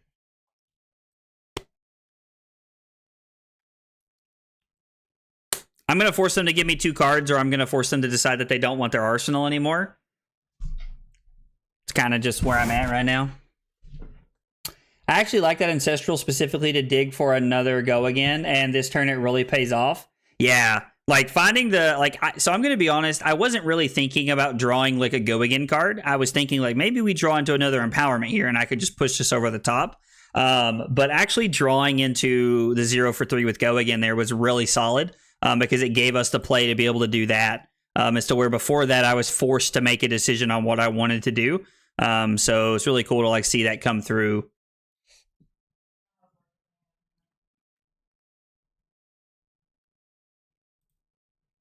I mean, this hand doesn't really do a lot. I mean, that's true. I forgot that you were off last 2 days. It's great. Like, this hand just, like, I don't think, like, okay, so it's Codex. Big Sag. Codex is a big Sag moment. I mean, I guess I can just, like, what do they get? Death Touch here? I honestly expected it would strip another card too. Yeah, so I really thought that would take an, like the Black Water would take a card here. I really did. Oh man. So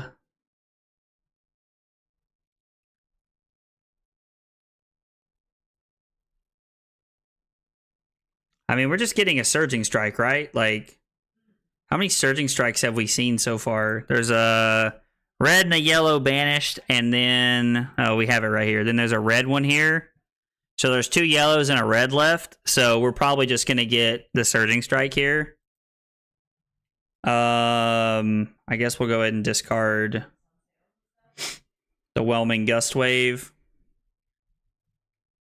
And then I'm just going to block 6. Have no reason to really do anything else here. Like, our turn's like not insane. I could have went to 4 and let them give me a Pox token. I would have discarded the Soul Beat Strike and then went Surging Strike into Whelming Gust Wave in hopes of hitting one. But our opponent plays a lot of defense reactions, and I think I'd rather just try and get through another turn. We have our Tunic counter coming up, so hopefully our opponent has like a little bit of a lackluster turn here. I'd really like to see them have a weaker turn here, if we could. But our hand also just kind of does nothing. Like, this hand's fine. Honestly, the first thing I see here is that I'm just going to block with Fluster Fist and Warmonger's Diplomacy. And then it's probably going to be Kodachi, Surging Strike into Soul Beat Strike, or maybe Arsenal it. I don't know. Like, Arsenaling is so weird. So, like, this is the only deck that can really, like, this is one of the few decks I can think of that can punish you for Arsenaling, but also punish you for not Arsenaling. Our opponent said they're thinking. But like, so like Codex punishes you for not arsenaling, but like arsenaling a card, you get punished by like Command and Conquer. Like, it just, like, it's tough. And they've only seen one of each of their big cards. They've only played one Shakedown. They've only played one Command and Conquer, one already dead. They've only played one Codex. That's the same Death Touch they played twice. Like, our opponent's cards are lining up in a very positive way for them. I'm really hoping that we can squeeze this game out. Like, I don't know that we will, but I'm hoping we can. This is going to be go again.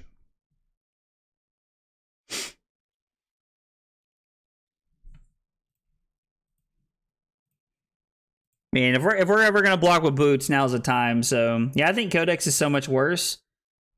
I'll just Arsenal Blues if they're left over. I mean, Codex is really bad, and Arsenaling Blues doesn't make it feel as bad when you get hit with a Command and Conquer. So I get what you're saying, Steven. Yeah. I get what you're saying.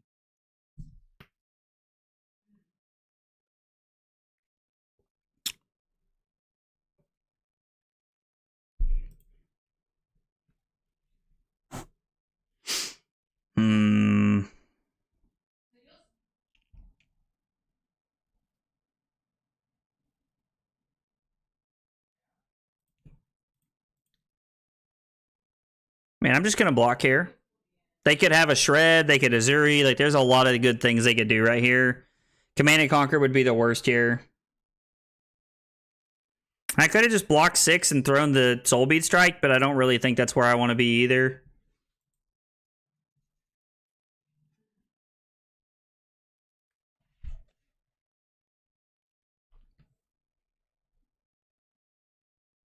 I really want to try Razor in this deck. That is a big Sag for us.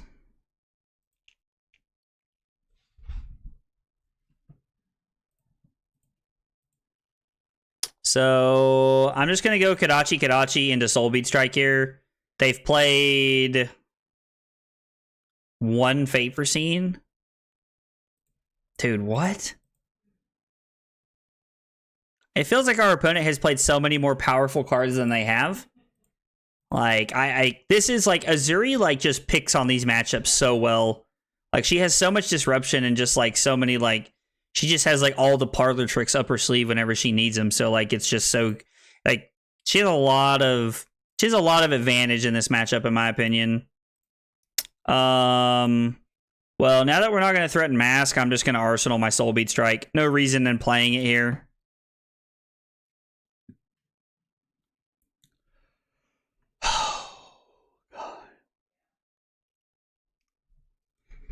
I mean, they're at 6, so, like, I can't just not block.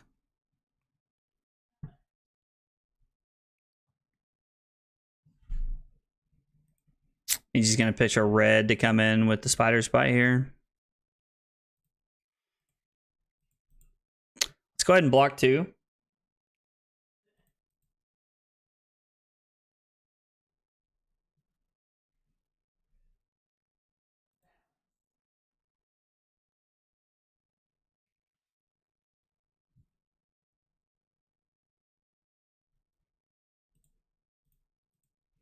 Just going to block 3.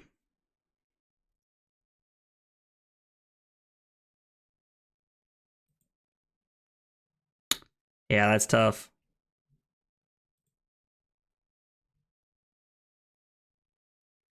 So I'm going to go to 5.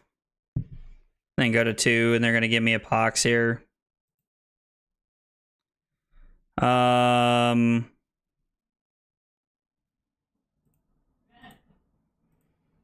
We can go Kadachi and then throw the Soul Bead Strike and then use Tunic to pay for the Pox token here.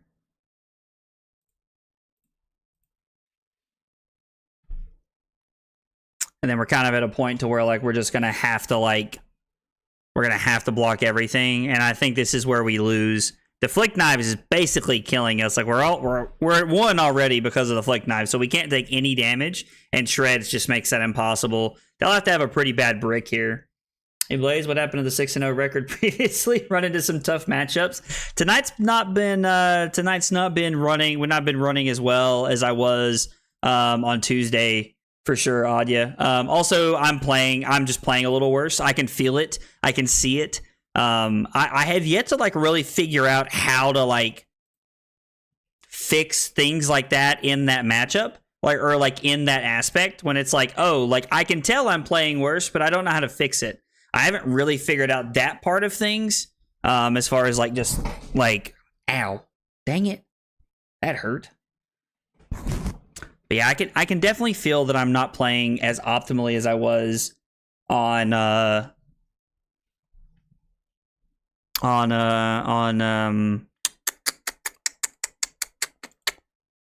Tuesday.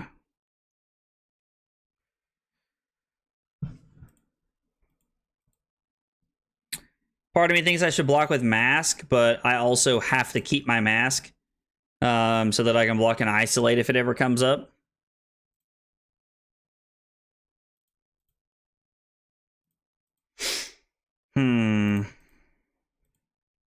I mean, yep, we blocked out efficiently, and now I'm going to throw my 100 wins. Which, like, is all I can really do here. Yep, our opponent goes to 7, and we're just going to pass. This might be another block 9, throw 100 wins hand. No, we'll probably just... We'll throw the 100 wins on the Spider's Bite here, and then we'll try to keep the Soul Beat Strike if we can. That's obviously not going to happen this turn.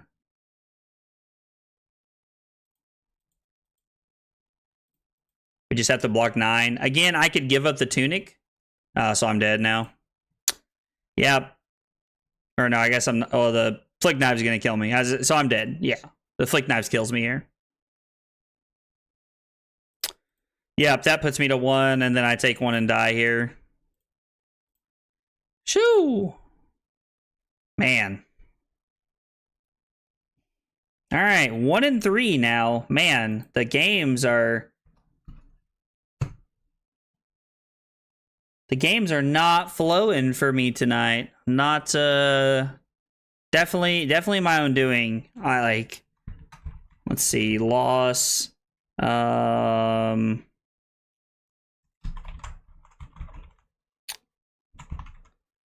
Definitely lost to my own mistakes. Not sure where I could have played better off the top of my head, but I can feel I'm not playing optimally. All right. Well, I can tell you guys confidently that I did not think I was going to be 1 and 3 when the day started. GG, thanks, Audio. I appreciate it, man. I think one of the biggest issues this game was not using Flick Knives for 2 attacks. Azuri hates to see that much block value on their aggro turns. And the turn 0 Daredevil play, of course. Yeah, so the turn 0 play was just bad. I should not have made the play that I made on turn 0. I can say that very confidently. That was not a good play on my part. I took a chance that they didn't have I was banking on the fact that they didn't have Shakedown in their hand, and that I would be able to like just have the natty combo line rolled up and just kind of like roll through that turn. And it just like I took the Guts and Glory play and it didn't pan out, which there's some justice in there for me, in my opinion. You make those big plays, and like those big plays are blowout plays for a reason, because you're either blowing somebody out or because you're getting blown out. So definitely not my best decision.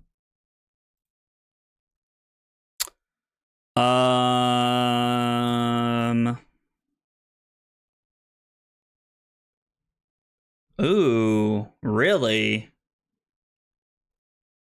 It's a spicy meatball.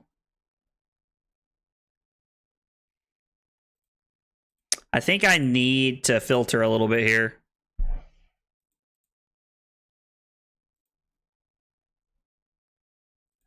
I'm going to Arsenal the Flick Flack and try to draw into a good hand here.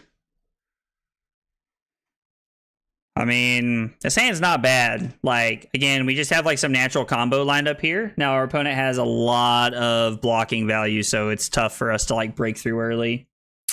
Versus Dorinthia is a very interesting matchup. Yeah, I think we played a Dorinthia the other night, didn't we? Or did I play? Yeah, we played. Oh, yeah. The Dorinthia that I played. Oh, I've played 2 Dorinthias. Yeah. And my notes say that I won both of them off of a big Art of War turn. So I'm curious to see how this one goes. I'm just going to pass. I don't know if I'm supposed to flick flack here. I don't think I'm supposed to flick flack here. I think I'm just supposed to go to 36 and flick flack the second thing they do here.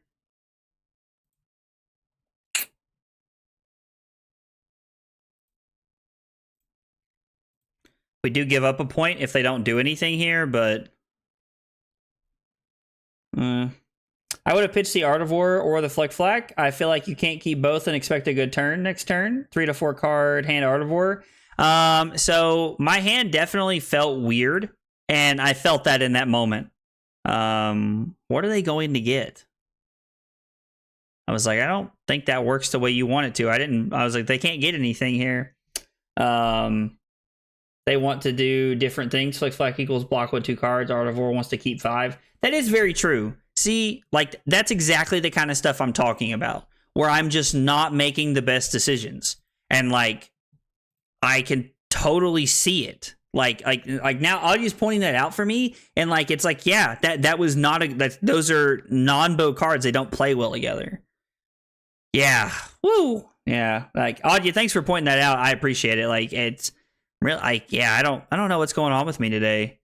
Just like having an off night, which it happens from time to time. Like, I don't care what anybody says. Like, you do have off nights. I feel like some people are good enough to realize that they can fix those off nights, and they can actually just like kind of like recorrect their off nights, and they can start playing better, which is always super impressive to me. Like, I'm always super impressed with people that can do that. Yeah, we knew they were going to Arsenal the Art of War, or the Sink Below there, and they have the reprise card that lets them search here, so...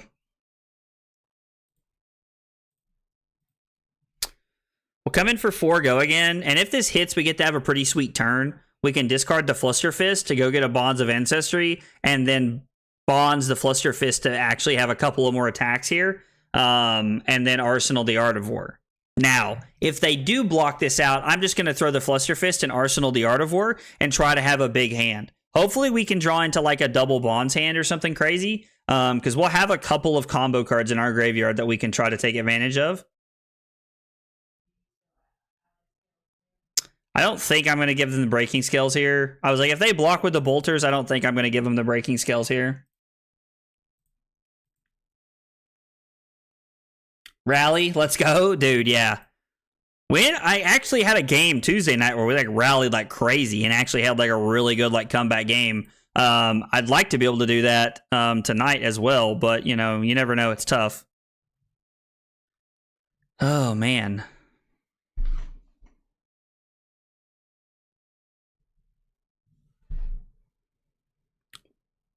Like, man, what does this hand do?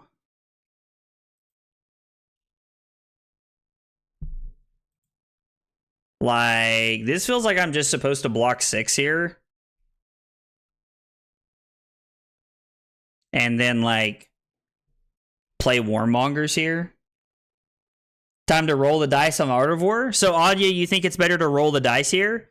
Because I could always pitch Diplomacy and then banish the Fluster Fist and hope I get lucky. I could also just, like, save this and try to set up a little bit here.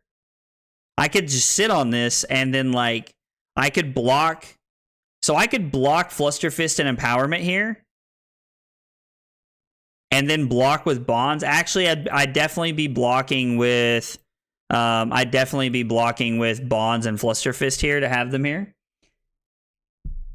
If you're gonna Art of War, it's block with Boots here. Yeah, that makes sense. It's probably block with Breaking Scales and Boots here if I'm gonna play the Art of War.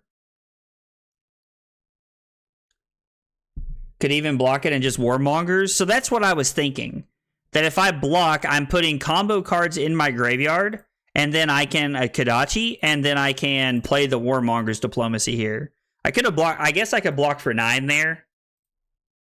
if I want to play around something, but I'm not too concerned about doing that. I actually really like playing the Warmonger's Diplomacy here because they're clearly playing the cash-in card. So I don't know that rolling the dice on Artivore is correct there. If you really think that's the correct decision, I'd like to know why. Like, in Fi, that's a chance I would have taken. You play so many head jab cards. You just say, you know what?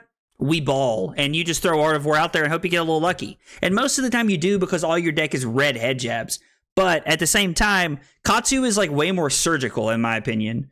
So like, I don't know. I don't know.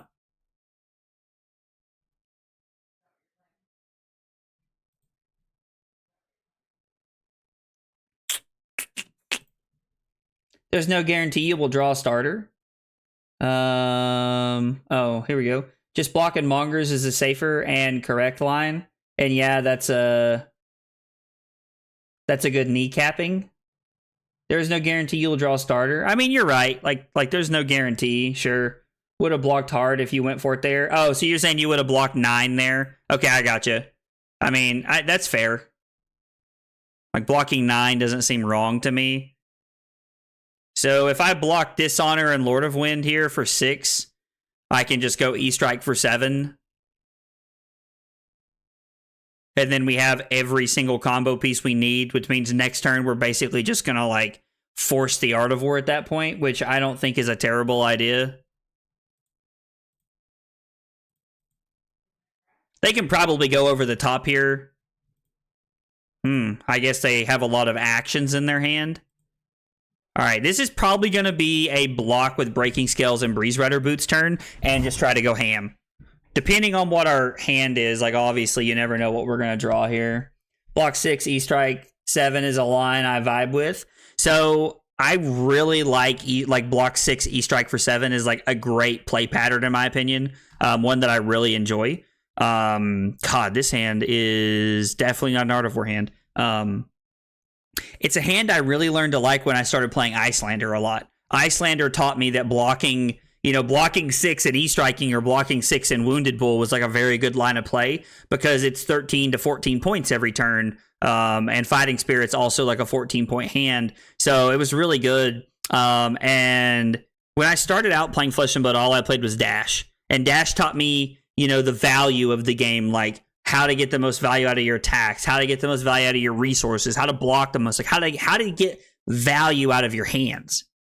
But Rutro Raggy, let's freaking go. You love to see it. Yo, Rodolfo, I hope I'm saying that right. 25. Thanks for the follow on Twitch. What's your name? Where you from? And what got you into Flesh and Blood? Or if you're here for other content, let me know that as well. Block 8 here.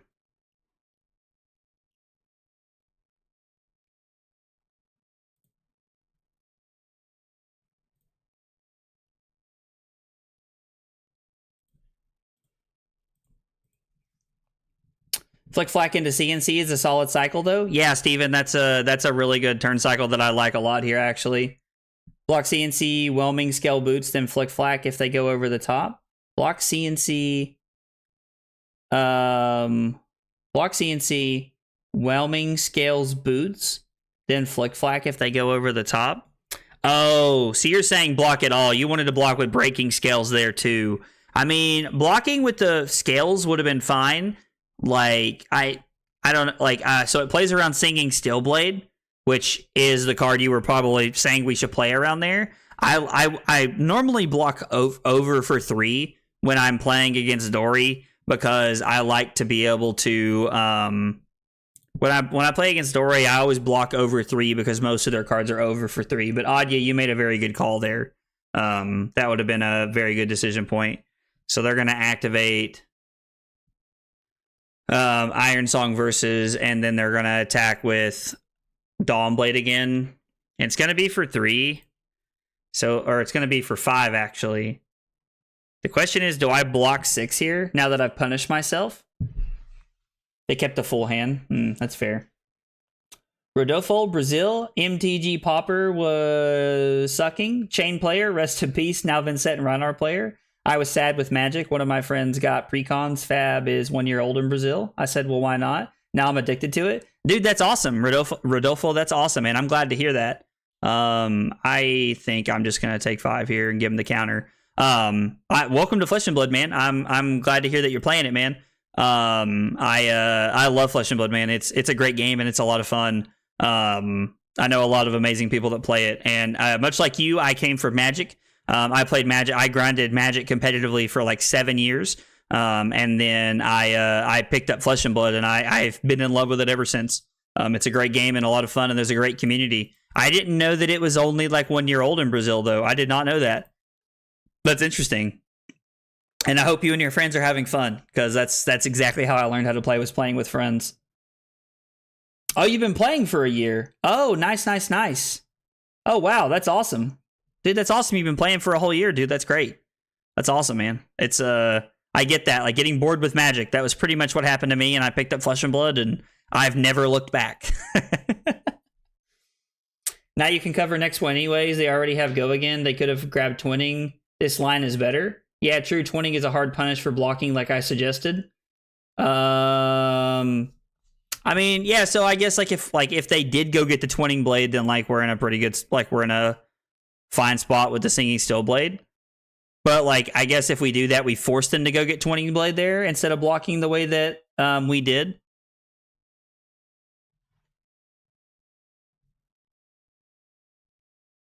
What, they give us 1 card and 2 pieces of equipment? Okay. So we're forcing them to do that. God, what are these hands, dude? All right. Oh, wow. As long as they don't have the Iron Song determination, I think we're okay here. So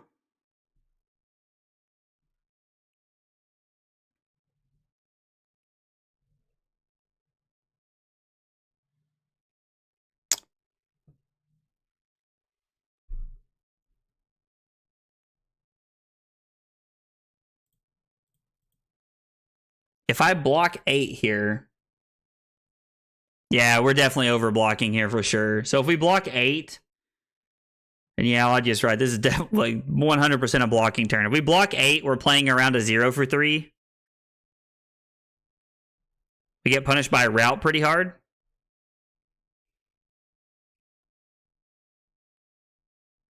If I block with everything, the route is irrelevant, though.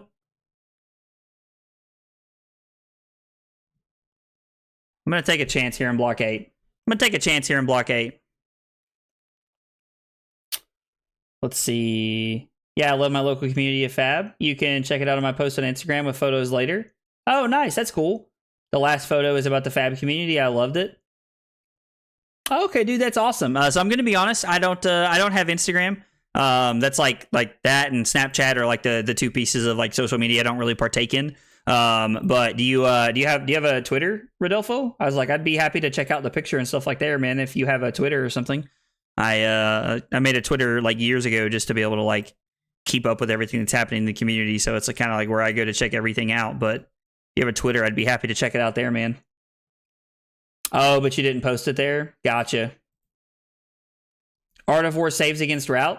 So Steven, do you think that playing Art of War defensively would be worth it into route? Wow, this hand is really good. So this is a non-blocking hand. Like, this is just a no blocks hand, right? Like, this is a no blocks right here.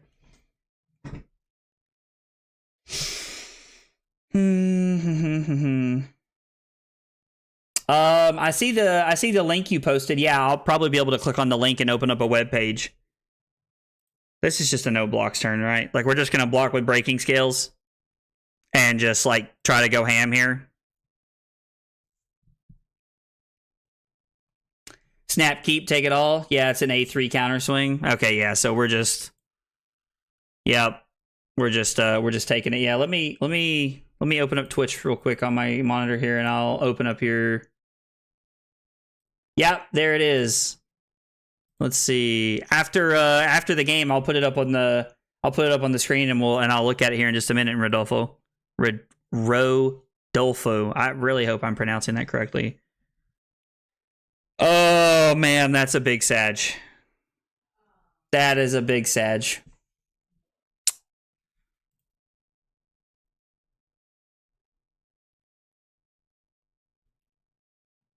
Man.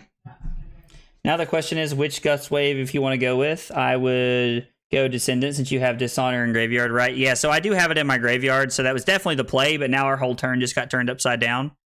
That is such a well-timed Command and Conquer.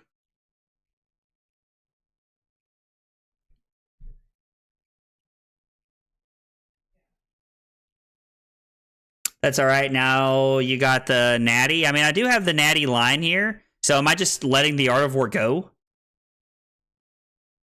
Not really something I'd considered because Art of War is like something I really like try hard to protect. But yeah, I guess we'll just go to 21. Like I guess we were just talking about how like the other night how Art of War is like really only insane on like the broken turns. I guess I can lead with Kodachi here. So, yeah, we're going to go Kodachi, Surging Strike, Descendant Ghost Wave. When either one hits, we're going to discard this to go get a Bonds into Dishonor, and just take our line here.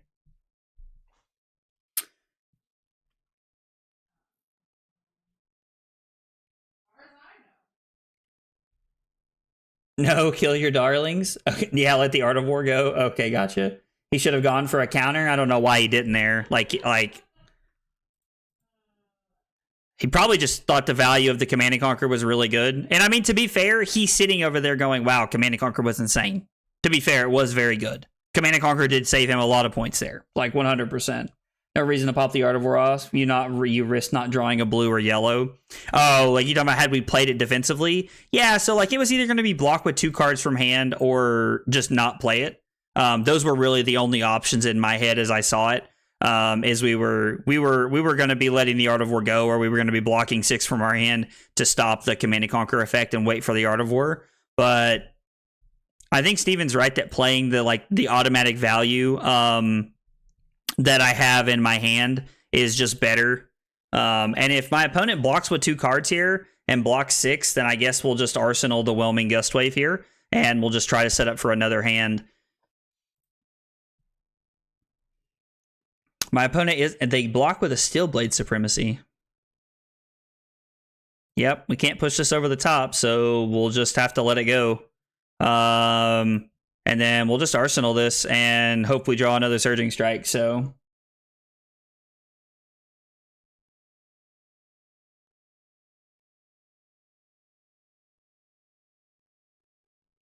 Oh, that's what they're saying? Oh, sorry, Audie, if that's what you were saying, man, I apologize. If I'm just completely missing that, I apologize. That's on me. So this is 5 go again.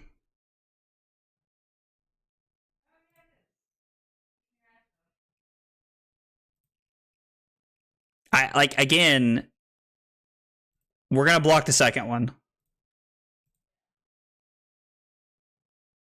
We're just gonna block the second one. Now we are gonna overblock it because it's only gonna be for 3. But I know I need this, right? I need the blue, actually. So we're going to give them a counter and go to 14 here. Yeah. Yeah, sorry if I was, like, misunderstanding what you guys were saying there. Sometimes when I'm trying to read the chat and, when I'm trying to read the chat and play the game, sometimes I, completely, just miss things and, I don't play perfectly by any means. We're going to play the Surging Strike. We're hoping that this is going to be our big turn here. Oh, you're saying the opponent is saying... See, this is what I'm talking about. I even forgot the things that I just said to you. I mean, yeah, the opponent is definitely saying that CNC is insane. For sure. Because they thought it was, because they got rid of Art of War. Okay, so we can't do the Dishonor line. Are we able to go double Bonds? I don't think so. So if we go get a Bonds and then Bonds goes and gets a... Bonds goes and gets a I guess just a Fluster Fist. Or I guess a Dishonor. So yeah, like we're definitely gonna go get the bonds here. You manifested a miscommunication. Listen, man, you let me talk long enough. Sometimes I will probably just talk way more than I should. I definitely talk more than I should sometimes. Carly will tell you that in a second. If you guys ever have the chance to meet Carly, like if I ever like meet you guys at an event or something, and like you ever have the chance to meet Carly, she will definitely tell you that I talk too much. She tells me that I that I talk too much when she's trying to sleep. Like at night when we're like laying in bed and stuff. I'll sit there and talk to her, and she's like, Zach, I'm just trying to play on my phone and go to bed. She's like, I love you, but can you please just stop talking to me? I always know it's from a place of love, because if she didn't love me, she'd be like, shut up. But she doesn't do that. So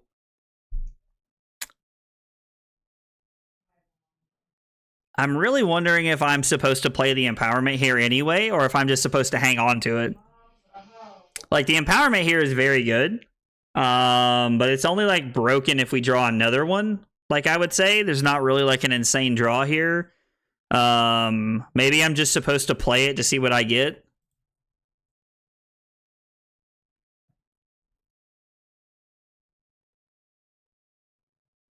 I mean, this is pretty good, I would say. I would sit on it.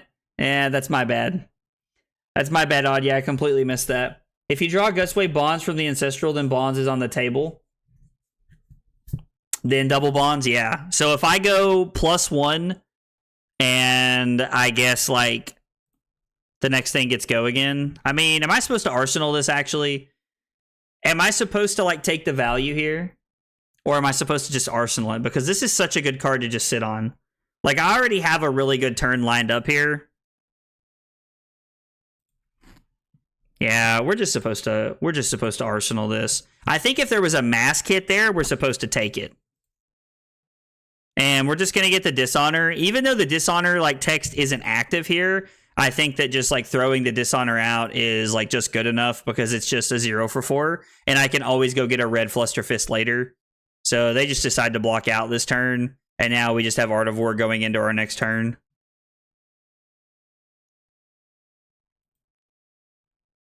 And they just throw Courage of Bladehold here.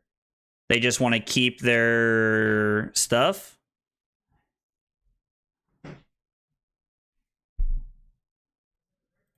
I'm just going to play the Flick Flag. Like, the Flick Flag's just really good here, I think.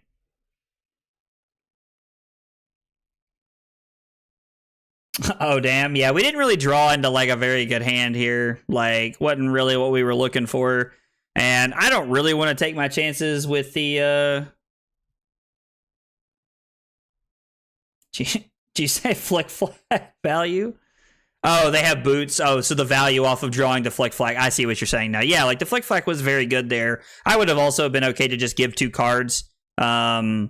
So they spent their Courage of Bladehold instead of on, like, a big turn. They spent their Courage of Bladehold to try and keep a counter, which I think is a pretty good win for us.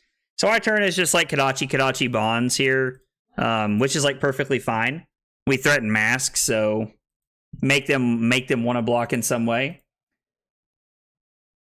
Time to gamble Art of War. This hand has 0 pressure otherwise. So do you think it's worth it to gamble Art of War there, even though we had to play the Flick Flag? Serious question. 100% a serious question here.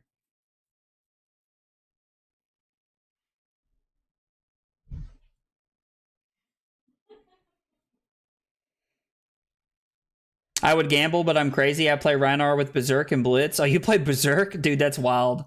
Check how many Surgings you've used. Let's see. Surging Strike. A yellow one. A red one. We've seen 2 reds and a yellow, and that's it. So probably was right to gamble. Well, like, the next 2 cards will tell us a lot. I'll just pass here. I could, like, Breaking Scales to draw a card. So we would have drawn Ancestral Soulbeat Strike into Be Like Water.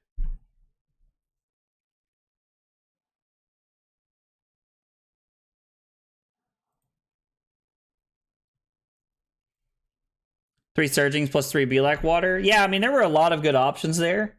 Like, there was definitely, like, a lot of things that we could hit there. I don't know. I just, like, you have to check your ratios and maybe you draw and go again. So, like, I'm always concerned about drawing in to go again there because, like, I don't know. Like, I'm just always worried about drawing into, like, a go again thing there. Like, if we don't hit a starter or do something, like, I just feel like we're in such a bad spot. I don't know. Like, maybe I'm crazy there. I actually really like this hand. I think I'm actually just going to go to 6 and play this hand out because it's very good.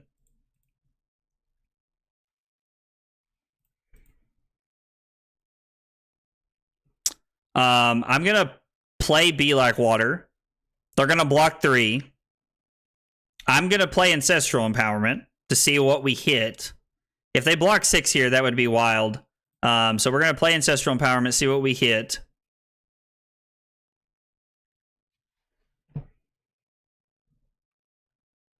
And now I'm going to go Art of War for +1 and banish the Soulbeat Strike.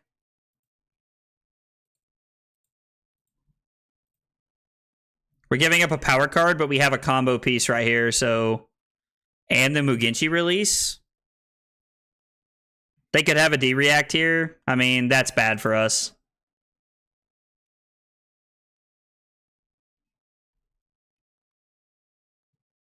Yeah, that's tough. Not as scary as when their armor is Dunzo and you still have scales. I mean, that's true. BLW with Ancestral is gas. Yeah, Be Like Water and Ancestral is really good. Like, now we're just in, like, a really bad spot here. So, though, now I can go Kadachi into Whelming Gust Wave.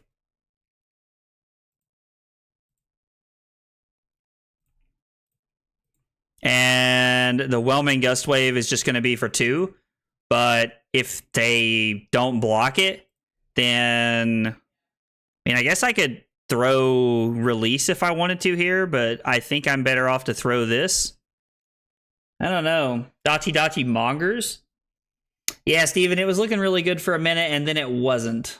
And then it wasn't all of a sudden, man. It's a tough scene. It just happens sometimes that way, though. Dachi Mongers? I mean, so if I play the Warmongers, I guess I stop them from, like, actions. But they already have a counter, and they have this to give go again, which means if I let it hit, they can just attack again for a single blue. Whelming is much better here. Like the Mongers is good, but I think that because they have bolters, we're forced to, like, not really play the Mongers here. Like, personally, I don't really like the Mongers here just because they have bolters. I don't know. I could be wrong, though. Yo, Silly Mella. Thanks for the follow on Twitch. Appreciate you being here. What's your name? Where you from? And what got you into Flesh and Blood? Also, I feel like I recognize that name from somewhere. I could be going crazy, but I feel like I recognize that name from somewhere. Let's just go in for 2. I don't like. I'm just gonna throw it for 2. And if they decide not to block, we're just, like, in such a good spot.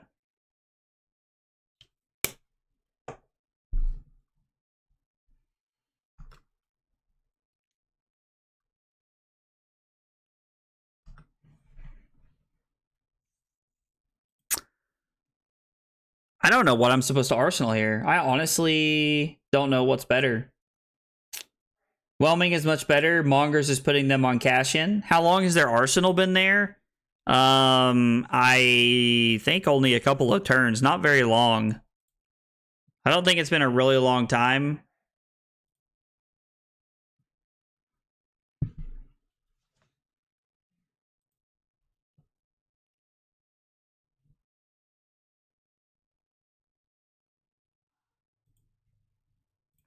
How many dishonors do we have over here before I start blocking willy-nilly with cards? 1? Is that really it? So that means there's 1 more dishonor in my deck? Right, it's not over here. No, it is there. So there's none left if I do that.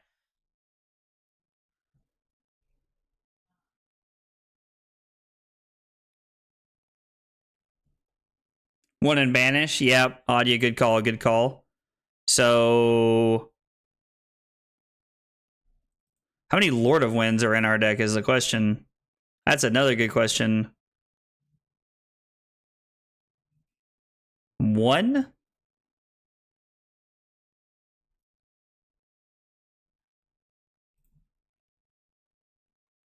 I think we're blocking 6 here. Yeah, follow on YouTube. Tav from Norway. Got into it because of my younger brother. See, yeah, so I thought I recognized your name. Tav. Like that, the silly mellow like stood out to me. Well, dude, thanks for following me on Twitch. I appreciate you being, the double support. It means a lot. I appreciate it. I think we're just blocking with a dishonor. I don't think we're dishonoring at this point. Like, I don't think that's like our game plan from here. Lord of Wind is also worthless after this turn. So let's just block 6 here.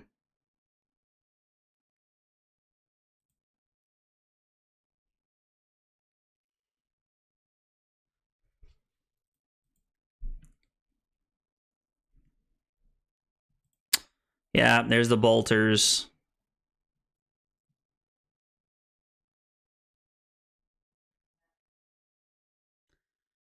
I mean, I think we're just blocking again.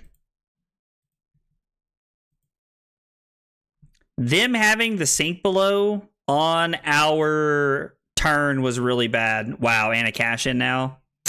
Yikes. Yikes. The sink below that they had on our Be Like Water Ancestral Empowerment turn was really bad. That was a turn we needed them not to have a defense reaction. If they have no defense reaction right there, I don't know that we win the game, but God, we're in a lot better spot than if they don't have that right there.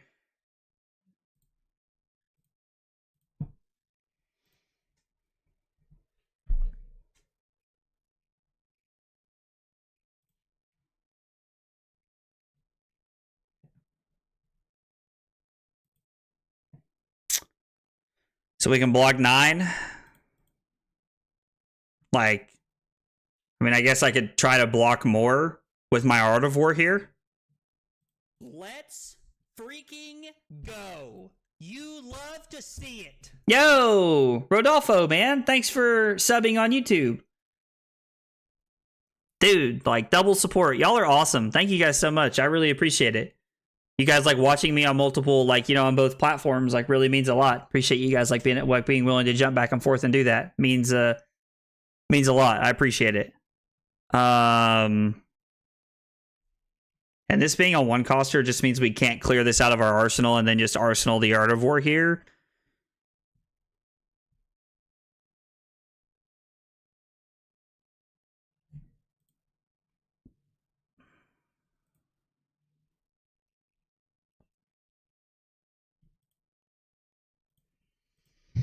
I think I'm just going to throw the Kodachi and hope that maybe there's a turn coming up where I can have a Gust Wave and be able to, like, maybe try to, like, make this line happen. There's only one Lord of Wind left in our deck, but still.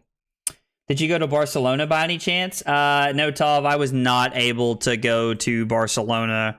I really wanted to, but I was not able to make it happen, unfortunately. Just really expensive travel for me to go that far out of the country, especially after all the traveling that we've done this year. So I was not able to go. Were you able to go, Tav? Did you get to go? I would have loved to have went, though. Send the 4 Dachi. You can't keep Art of War in hand and expect to block their 4 cards. No, absolutely, Audie. Yeah, it was definitely, like one or the other there. Unfortunately, I would have loved to have been able to, like, thrown a 0 for 3 or something, or even if this was a Soul Beat Strike and then arsenal my Art of War and try to make something happen, but just wasn't there. Yeah, played main event, but didn't go day 2. Dude, that's awesome that you got to play at Worlds, though. That's really cool. That's very exciting.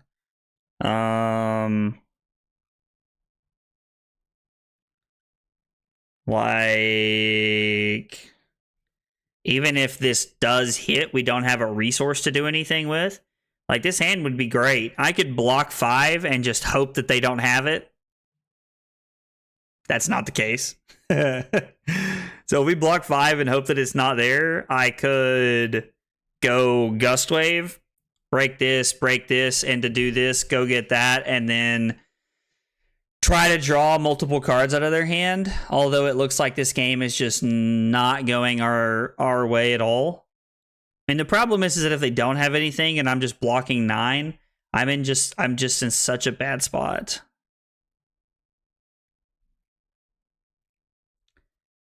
I mean, we're gonna have to hope it's there.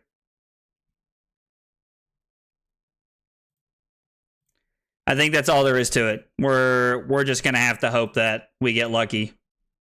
Wow. We did. Okay. Sometimes you just get lucky, and that's all there is to it.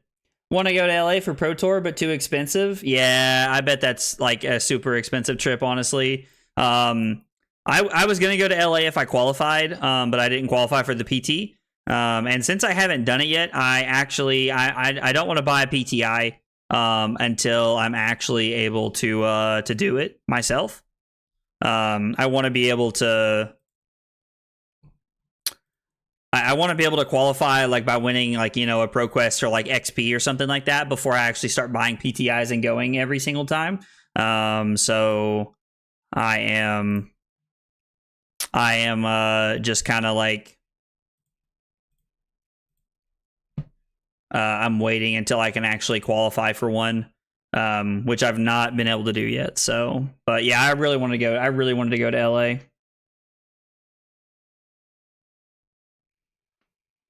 Damn, if he has other bad hand, maybe you can keep pressure. Yeah, Rodolfo, we might be able to keep pressure here if he has another really awkward hand. Like, so if he doesn't block this, like, would be very wrong, he's probably just going to give me 2 cards here. Yeah, and then attack for 3 if I had to guess. But if he takes 5, he'll go to 5, and then we'll go get a Lord of Winds out of our deck, and we'll attack with Lord of Winds for 2 on hit mask. So, like, he also only has to give us 1 card, and he can give up some life if he does that. So it's not bad for him to do that. I don't know. This is like, I don't know. Like we're definitely fighting an uphill battle here. We have to get a little lucky.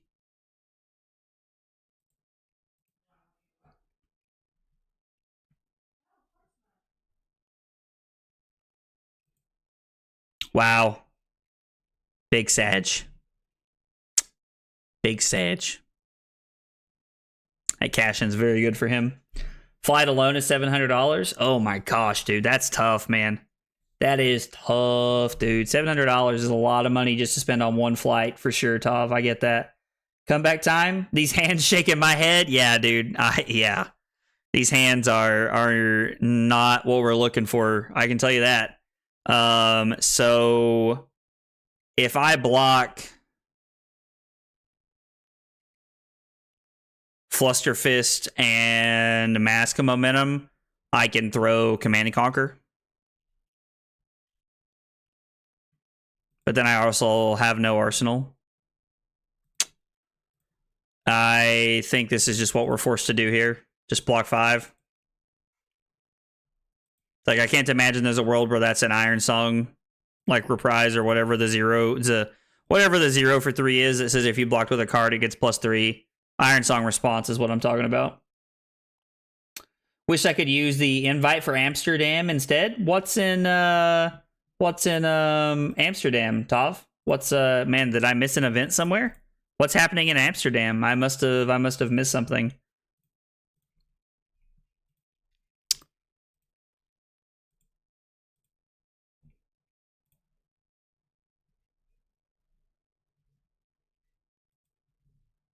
I know there's no way that I pitch stack these hands, like.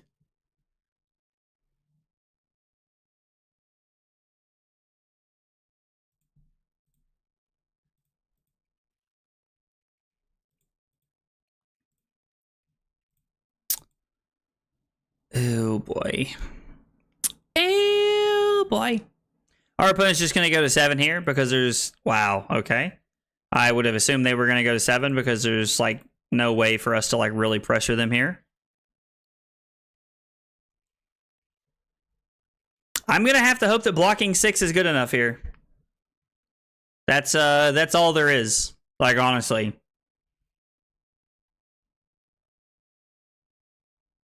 I need to be able to block 6 and get out of this. If I block Bonds and Whelming here,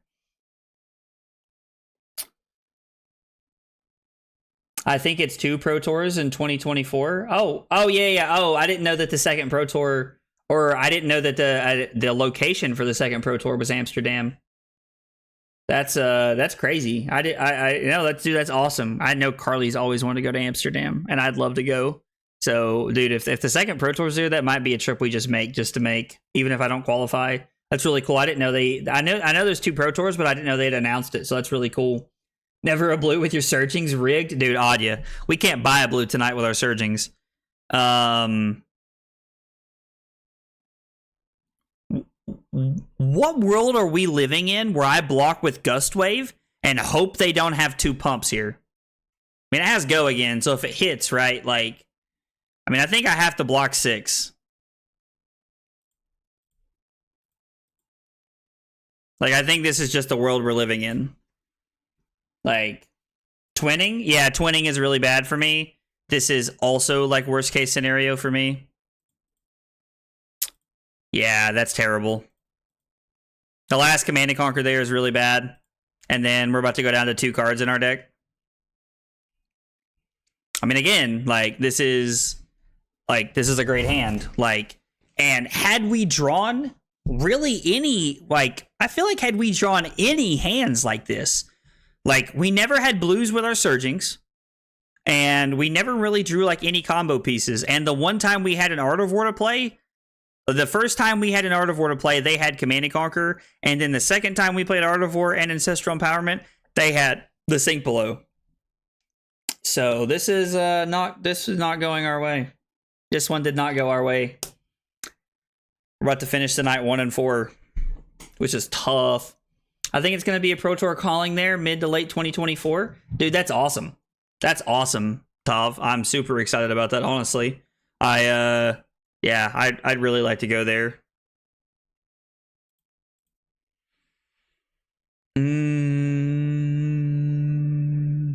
I mean, I think this is our only chance.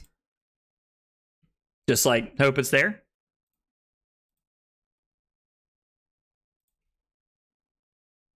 Oh my gosh. Oh my gosh.